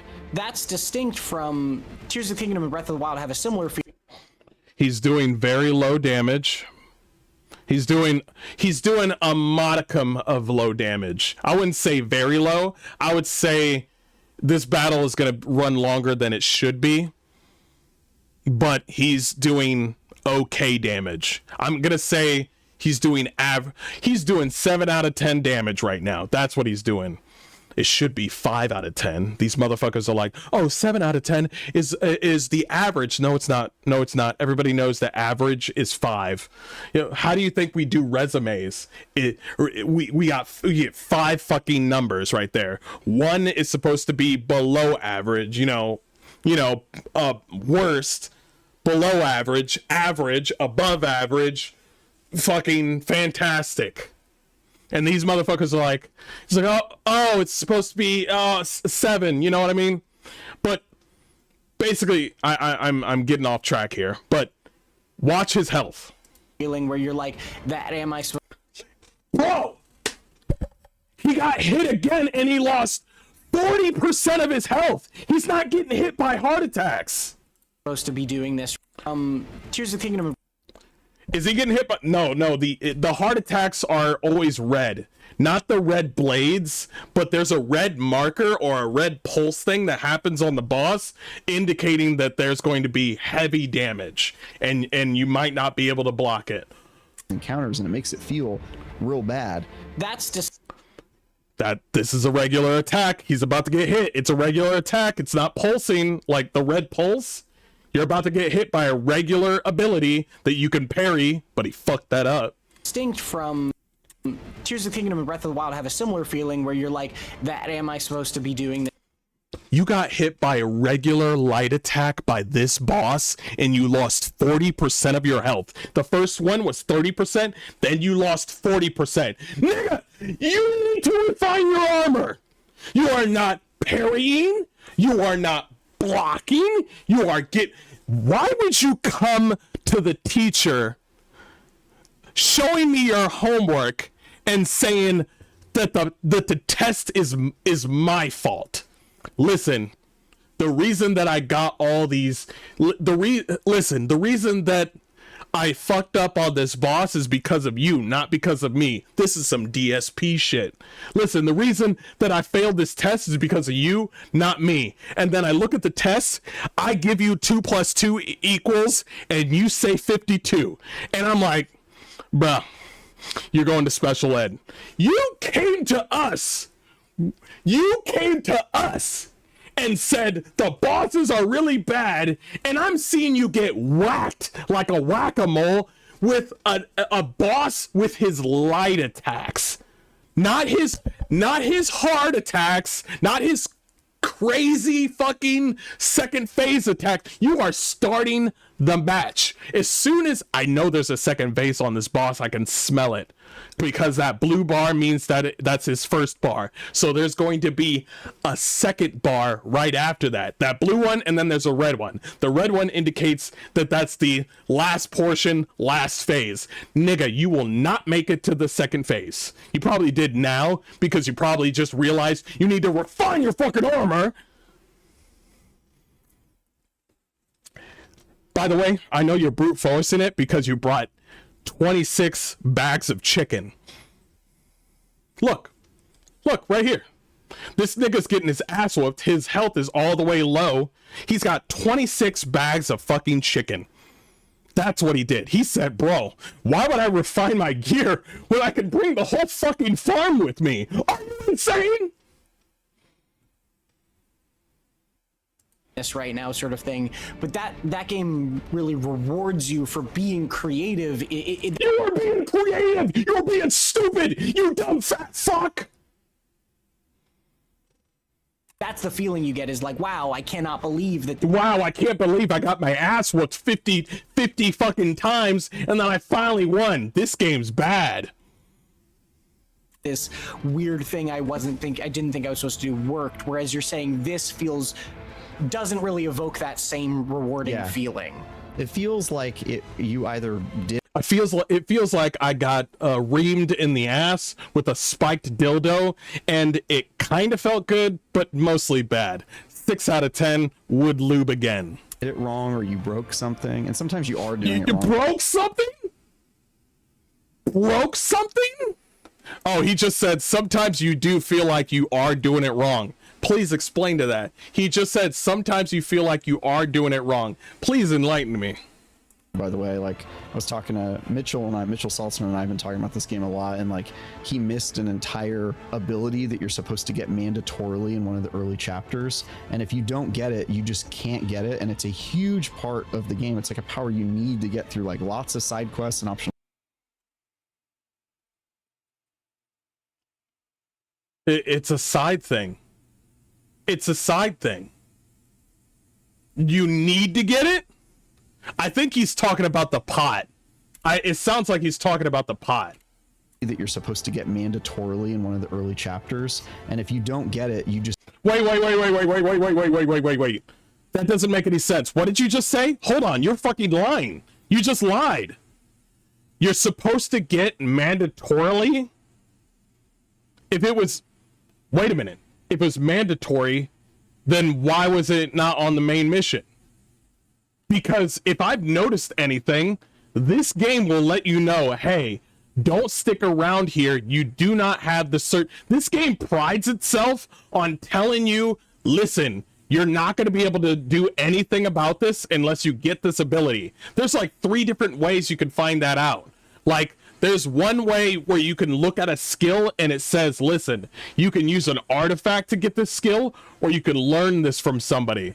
Or you go up on top of a building and you see a contraption, and then a voice will say in your head, you don't need to come here yet. You don't have what you need to get over here. There's a lot of moments in this game where it'll just straight up just say to you, just like, it'll just straight up say like, hey, you just need a certain thing. It'll even say it on the journal. It'll say it on the journal like, hey, you need to pass a certain thing. This thing prides itself on tutorials. It really does. It really does. It's like, hey, you need to go over here to do this thing. And I'm like, oh, okay, cool, awesome. You're lying. So was it mandatory or not? Ability that you're supposed to get mandatorily in one of the early chapters, and if you don't get it, you just can't get it, and it's a huge part of the game. It's like a power you need to get through like wait, you're making it sound like you missed the top opportunity. You're making it so you need to be careful with your words. You almost make it sound like you can't get it. You can't get it because yeah, listen to the way he says it. Get it, you just can't get it, and it's a huge part of the game. It's like a power you just can't get it. That's completely incorrect. Of course you can get it. This game really does pride itself into making sure like, hey, you want to get this? You want this the one thing? It's like, hey, we put this on a side. He's lying. You need to get through like lots of side quests and optional stuff, and you know we asked that we have access to the developers during this period, luckily, and so he said, hey, what's up with that? Am I screwed? Is my file broken? And they were like, oh no, just beat chapter 9 and you'll get there. And chapter 9 is 80 hours into the game. It's like miles and miles away, and so it was just one of those things where it was like, okay, I didn't have that encounter, but as you mentioned, I did run into a game breaking bug that completely shut me out of my save file. That has nothing to do with the game breaking bug has nothing to do with the thing that you didn't do in the beginning of the game. I see how you say things. I'm watching how you say things. Could not progress in the main story, and because I was 7 hours behind, the only reason. So let me get this straight. No. Let me get this straight. The game breaking bug fucked up your save file so you couldn't move forward, not the one side quest that you didn't do. Am I correct to assume? Because if I'm looking at this correctly, and I am looking at this correctly, it sounds to me like you had a side activity and you could do something later on in the chapters, and then they'll be like, hey, just to let you know, there's a mission that's tied to this. You need to do this mission in order to, look at this thing. By the way, there's many moments in this game where you're on the main mission, and after you're done with the main mission, that mission will coalesce and give you different side missions that are tied to the main mission. Because you'll be like, am I doing the main mission or the side mission? Because sometimes it feels like the side mission is the main mission, especially when it comes to dealing with your gray mane fellows. So was that thing actually, it's giving you literally the tools to be like, hey, you can do this if you would like to. And it's like, nah, I don't want to do that. It's like, okay, all right, let's continue on with the main mission. Bro, the lies, bro. I had to choose, okay, am I going to start 7 hours over, or am I just going to borrow somebody else's save file who's around the same part as me and then continue playing through their file? And so... which is not ideal. Oh, no, not ideal at all. And it sucked because I really was attached to my character and my build. And oh, you were attached to your character and your build, so you actually enjoyed the game. It felt like I had like my own story. And oh, you had your own story. Okay, all right. Interesting words. Yeah, that sort of stuff. Between like the jankiness, like there are bugs, like weird stuff happens, yes, quests break, like stuff just happens. Well, not for me too much because you played it before the day 1 patch, so that's you, okay? That's you. You should probably preface that and be like, hey, just to let you know, any bugs that we encountered that before the day 1 patch. You should preface that instead of just blatantly just saying like, hey. this game's just got a whole bunch of fucking bugs before the game even comes out with a patch and everything. I'm gonna give it a 6 out of 10. And I'm like, I didn't get that bug. The controls suck. The shimmering and ghosting in the game sucks. I didn't get no fucking broken. The only bug that I got was I petted a Dalmatian puppy and the game went straight to the title screen. I was laughing my head off. I was like, bro, I finally got a puppy Dalmatian. And the game said, back to the title screen. And I was like, no, the puppy. And the puppy got eviscerated. The puppy's gone. And I'm like, bro, I might dock a point.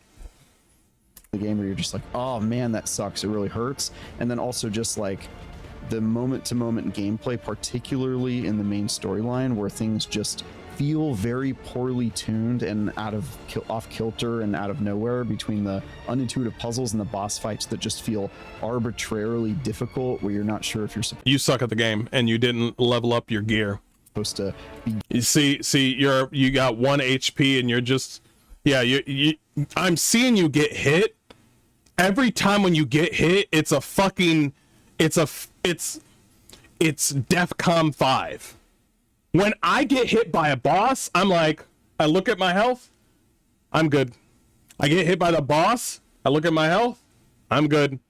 I get hit by something crazy, okay, now I need to heal. That's when you know you're in a good spot. Not when you're fighting a boss that's not even using his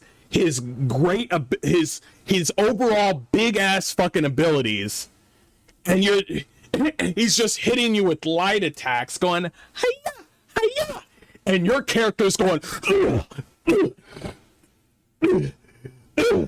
my god, I almost died. I almost died. That was so scary. Thank you.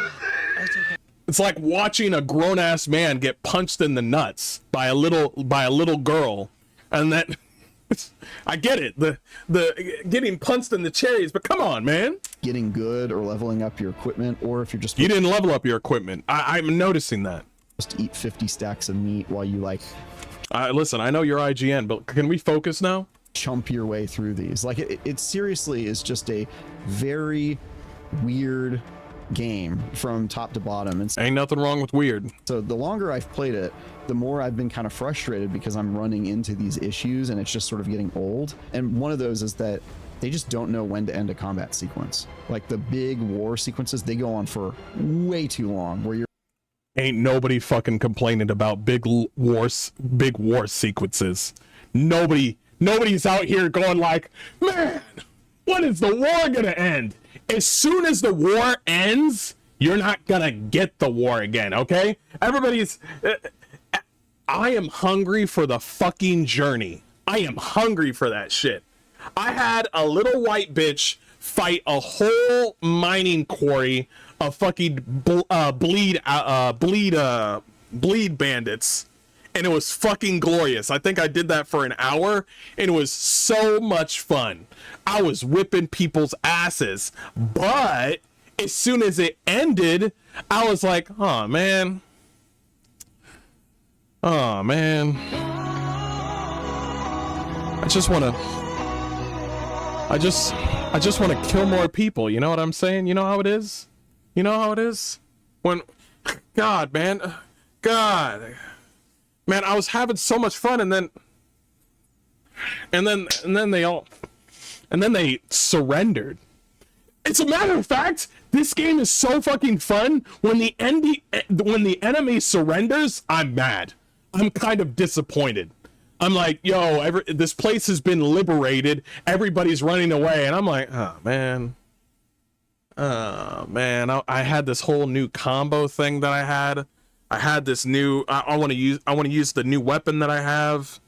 I got all this awesome like fucking gear that I had this whole thing that I was gonna do against that enemy, and then I was gonna do a lariat with that enemy. I was gonna kick that enemy off the hill. I had all these ideas, and then they all just fucking ran away, and I'm like, what a bunch of fucking pussies. This man just said, bro,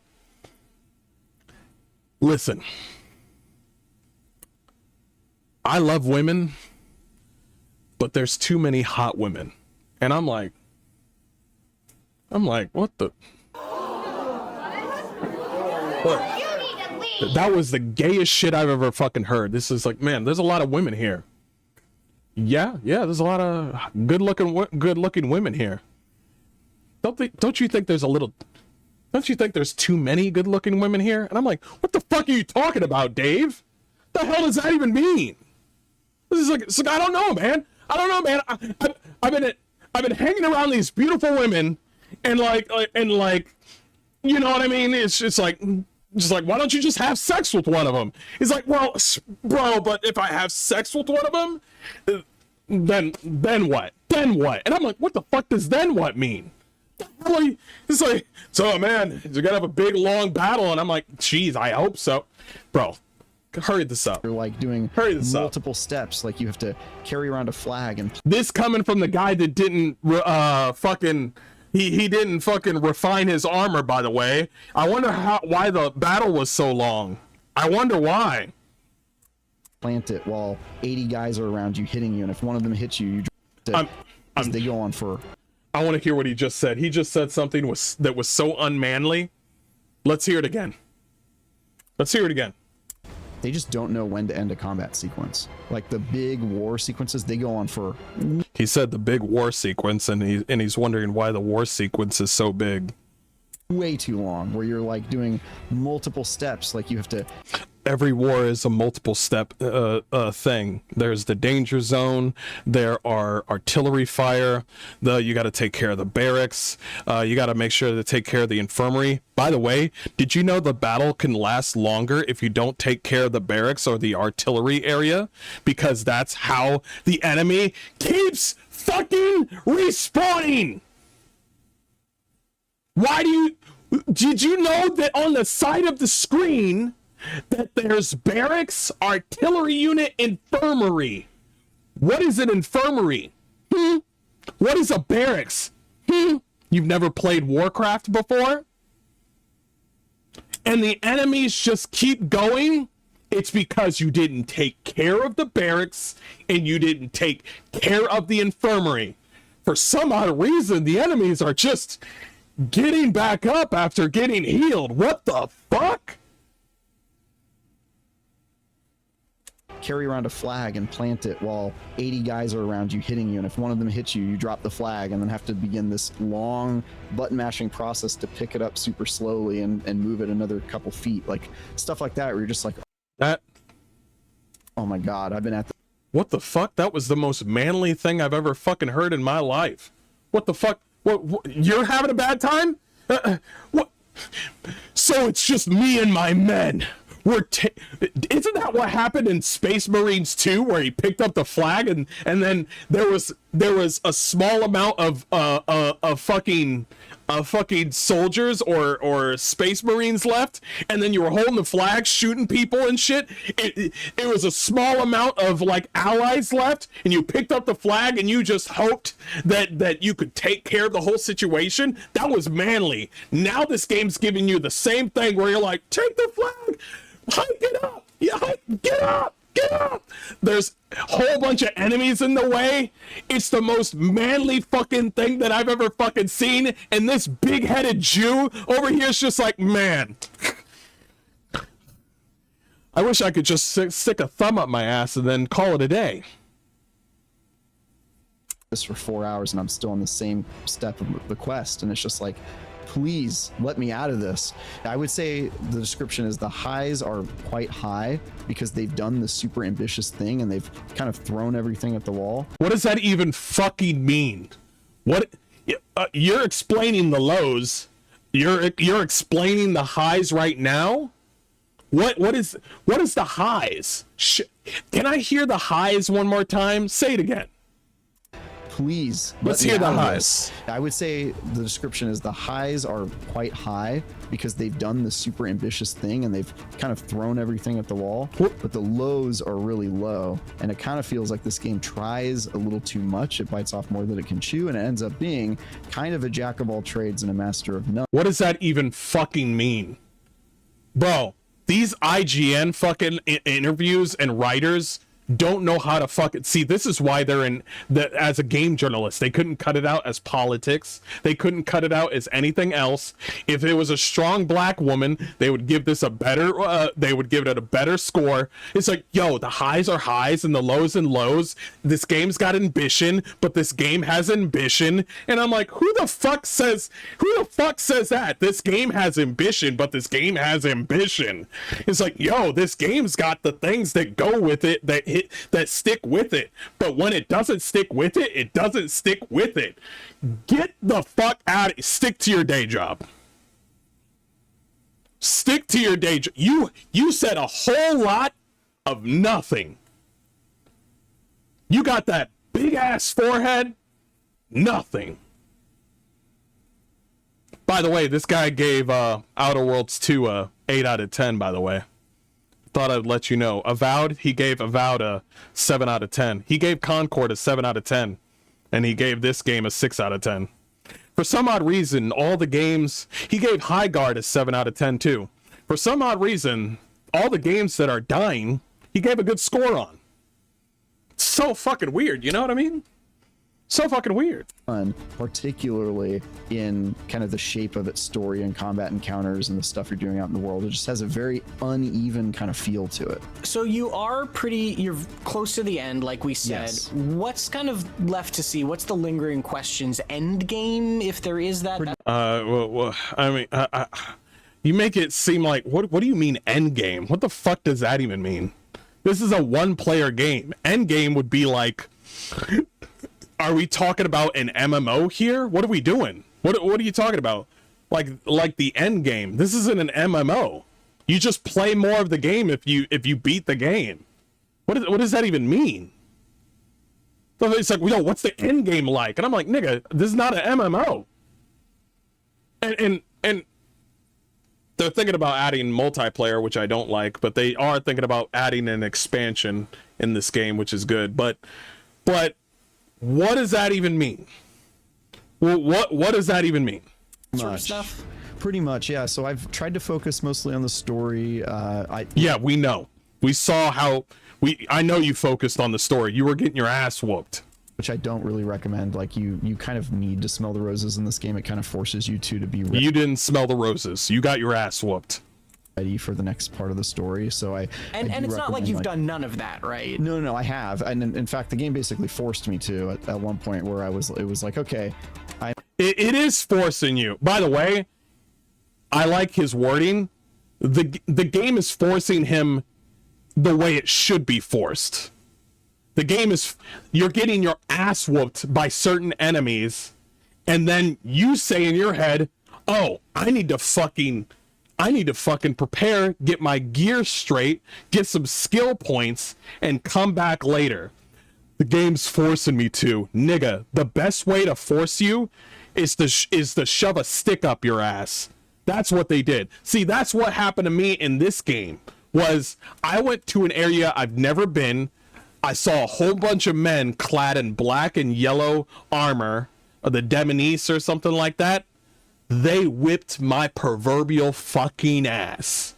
And I said, peace. I'll be out later. There's no, oh, they forced me to. They held me to the ground and had my ass up. They forced me to. Nigga, they didn't force you on shit. They will give you a tutorial thing on the screen and say, you should probably take care of your camp. It'll make you stronger. You should probably refine your gear. You should probably get some runes on your weapon. And then they leave you the fuck alone. That's it. No hand holding. They just say like, a little birdie told me that you might need to refine your gear. You didn't listen to that shit. You said, listen, I know these enemies one-shot me. But if I ride my horse and pass all those enemies to the main mission, it could still work. I'm very clearly not equipped for this, so I'm just going to go back and do some other stuff. Yeah, no shit. No fucking shit. And build your settlement and do side quests and level up your gear and kind of figure out the stuff there. It really does want you to do that. But once you get to the end game, some stuff unlocked that I won't spoil here, but I'm looking forward to playing that for a couple hours. I really just want to finish the game because, as you know, I'm looking forward. Part of IGN's. I'm looking forward to doing some of this side content. I'm also looking forward to ending this game. I'm looking forward to the side content. I'm also looking forward to being done with this. Those are lovely words that mean two different things. To do that, but once you get to the end game, some stuff unlocked that I won't spoil here, but I'm looking forward to playing that for a couple hours.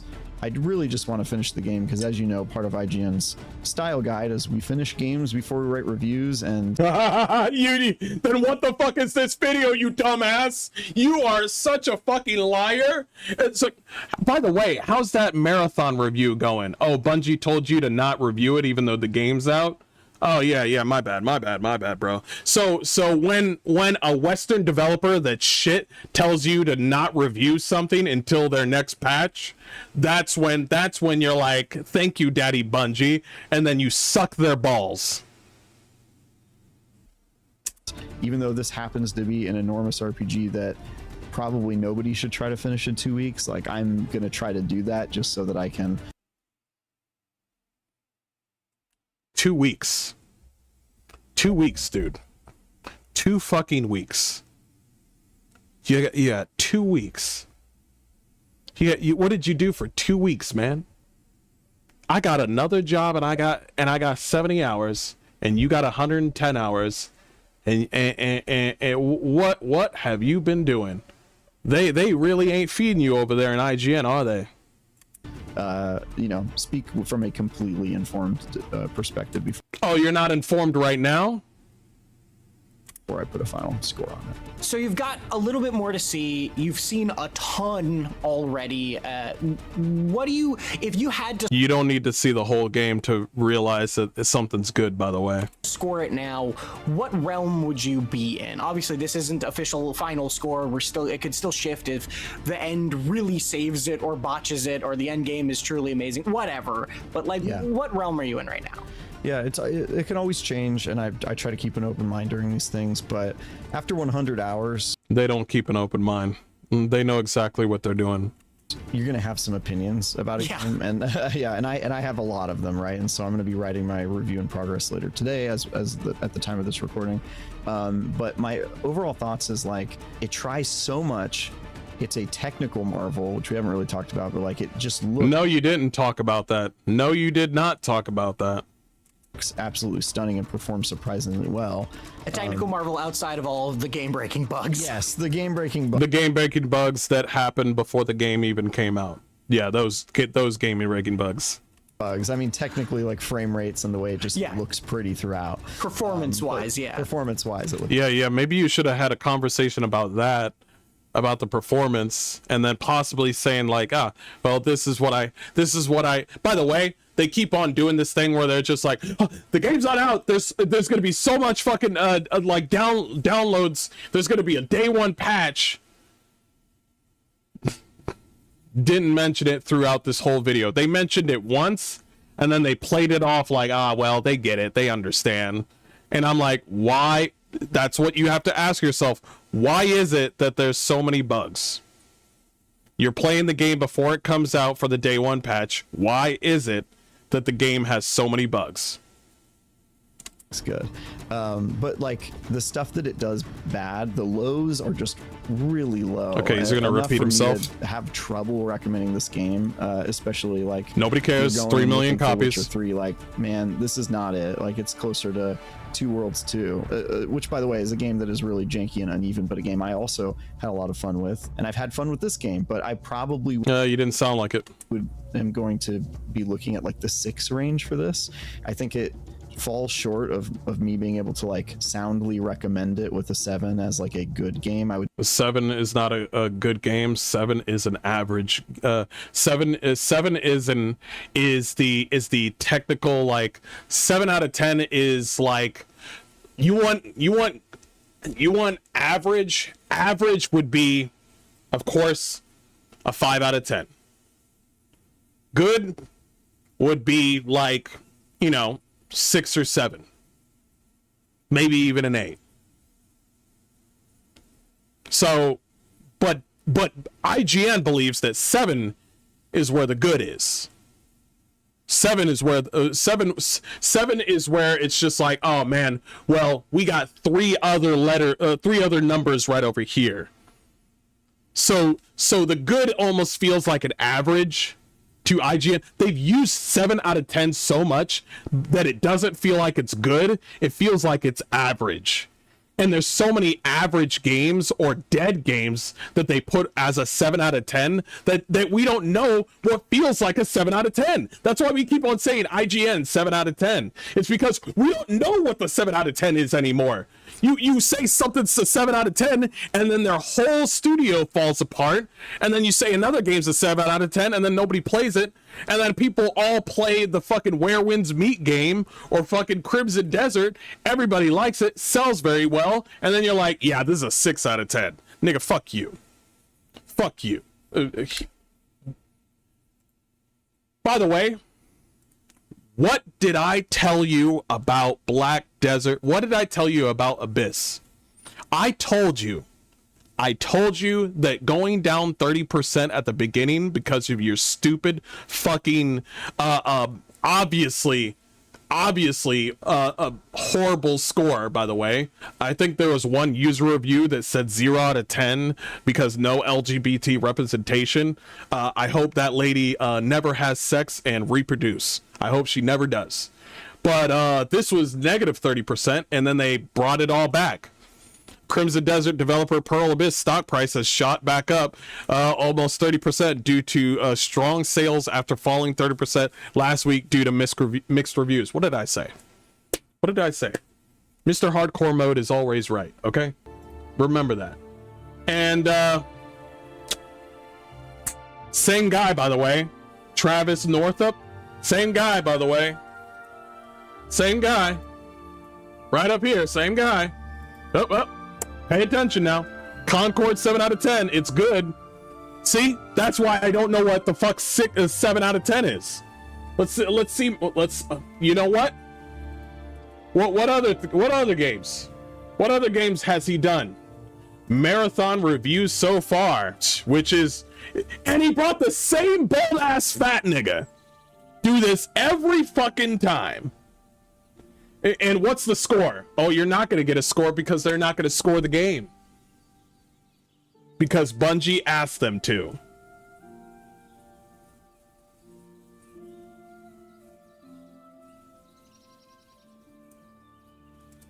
I'm curious what they said. Oh, they left the fucking comment section open? Balls. One person at the top said, I keep forgetting this is a comedic channel now. This guy said this guy rated it lower than his score for Skull and Bones. I totally forgot about that game. Remember they gave a Veilguard a 9 out of 10? Yes, they fucking did. And it doesn't matter which person did it. They all fucking sucked themselves off. This is the guy that gave 9 to 10 for Veilguard. It's not the same person, but yes. IGN gave it a 6, so it must be a buy then. See, everybody see this is how you know that normalcy will always prevail over the fucking weirdos like the game journalists. They're fucking cancer.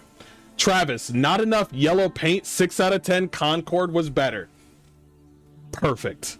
Was this game made outside the US? It was. Time for us to give it a bad review. Everybody knows.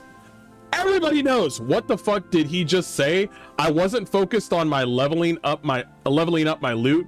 Then seconds later says the bosses scale so aggressively. They're so bad. See, bro. I'm not a mathematician, but I do know how to count to 10, okay? They scored it lower than High Guard.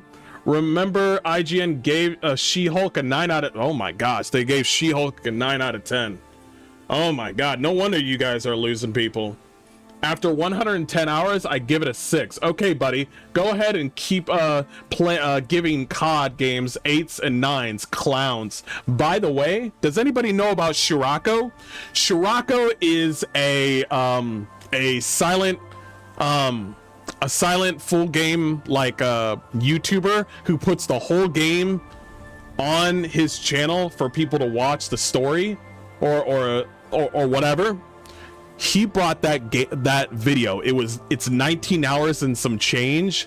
He brought that out almost a day after Concord came out. So he played the game before Crimson Desert came out, and he brought out Crimson Desert, a full playthrough, a full gameplay playthrough of Crimson Desert. It's 19 hours. You can watch it right now. He already finished the game while IGN was playing the game.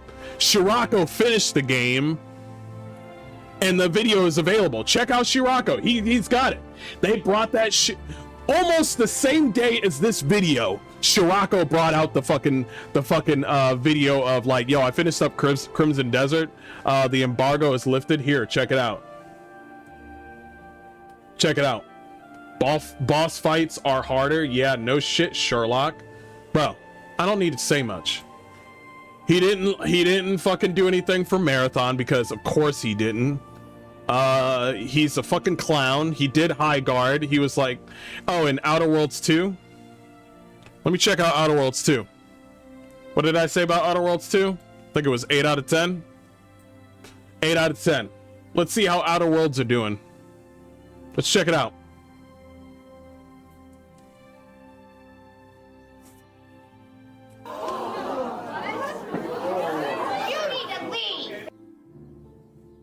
It's funny. That's fucking hilarious. So this is a video, and I know it's a long one. This is just a long ass video of I told you so. You all were right. In chat, at home, whoever's watching this, you all were right the whole fucking time. All of you were right. This is every time when you're thinking to yourself, are game journalists just parasites? Nah, I must be mistaken. No, you're right. No, you're right the whole damn time. 9 minutes, the battle sequence described here sounds amazing and is exactly what I'm looking for too. Exactly! When he was talking about, yo, you have to fight for 4 hours, lifting up a banner, and then trying to hoist it up, letting all your boys know that the morale is up, and you're surrounded by the enemy, and every man just got hard. And this guy just said, I don't want to do that for 4 hours. And then every man just went flaccid. That's what happened.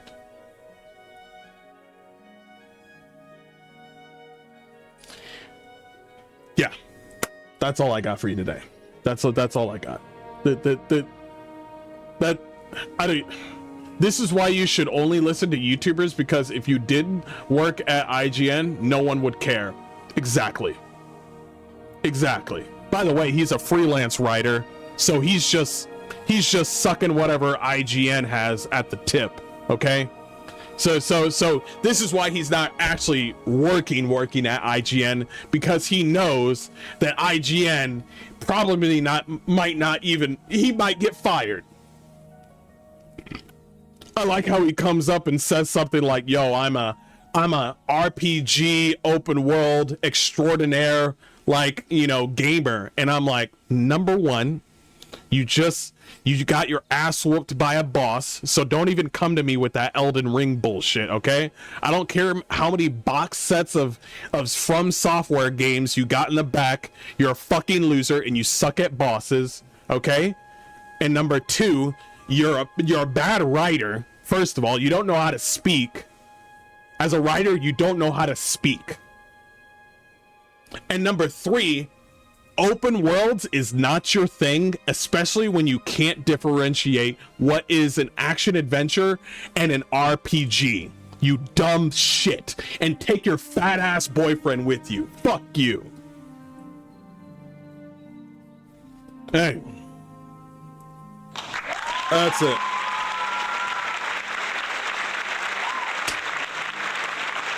Bruh. I want to play this game, bruh. Nah, they're annoying me, bro. Nah, this only makes me want to play the game even more. Let's read a little bit more. Let's read a little bit more before we switch up the stream. IGN sucks. First time I agree with IGN. This game is a 6 out of 10 out of best. This guy's all the way at the bottom with only five likes. If you want some competent reviewers, you could pick anyone out of the comments, and they'd be a big step up from what you're working with with now. True. People in their feelings in the comments, once again, never fails. Whenever you try to do this whole sort of, yo, look at these people in the comment section. You're in your feelings. Stop being a little bitch. Okay? Focus on yourself. Okay? It makes sense. If the overall majority are resonating with each other, then they're most likely right. I don't give a fuck about the 5%. I don't give two shits about the 5%. Yo, everybody's being mean in the comment section. I hope so. Leave then. Leave. Funko Pop Brigade CEO coming in hot. I like that one. I love that one. By the way, if I want to say anything, someone please mod in a new control setup. Somebody's already doing that. We the players will decide our rate in game, not just one or two person. True. I assume people are lining up to apologize to IGN. No.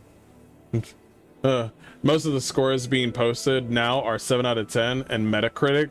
That's because they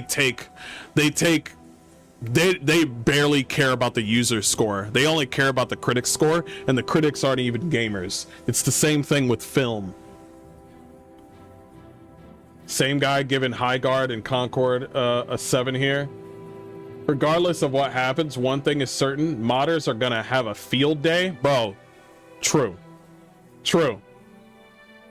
Very true.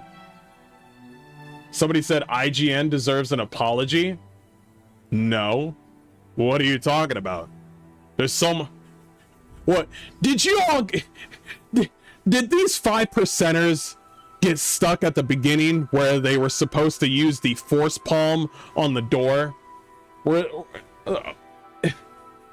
IGN calling it an RPG, LOL.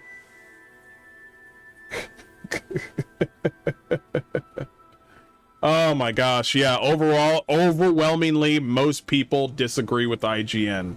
Abso-fucking-lutely, that's how it's gotta be. Everyone says that, does it have problems? Yes. Does it have problems? Yes. But the game definitely has a lot of love to give. A lot of love to give. Anyway, everyone says that the GT death threats, no one discusses whether they deserve them or not.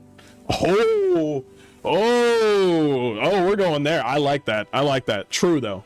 You're not wrong. You're not wrong.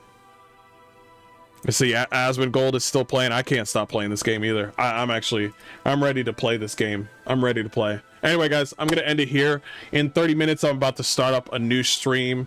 Thank you so much for being here and being supportive. I greatly appreciate it. I've been enjoying Crimson Desert a lot. I will I'll have even more fun a little bit later with you guys if you want to join. I will see you guys next time. Take care. Have a good one. Bye.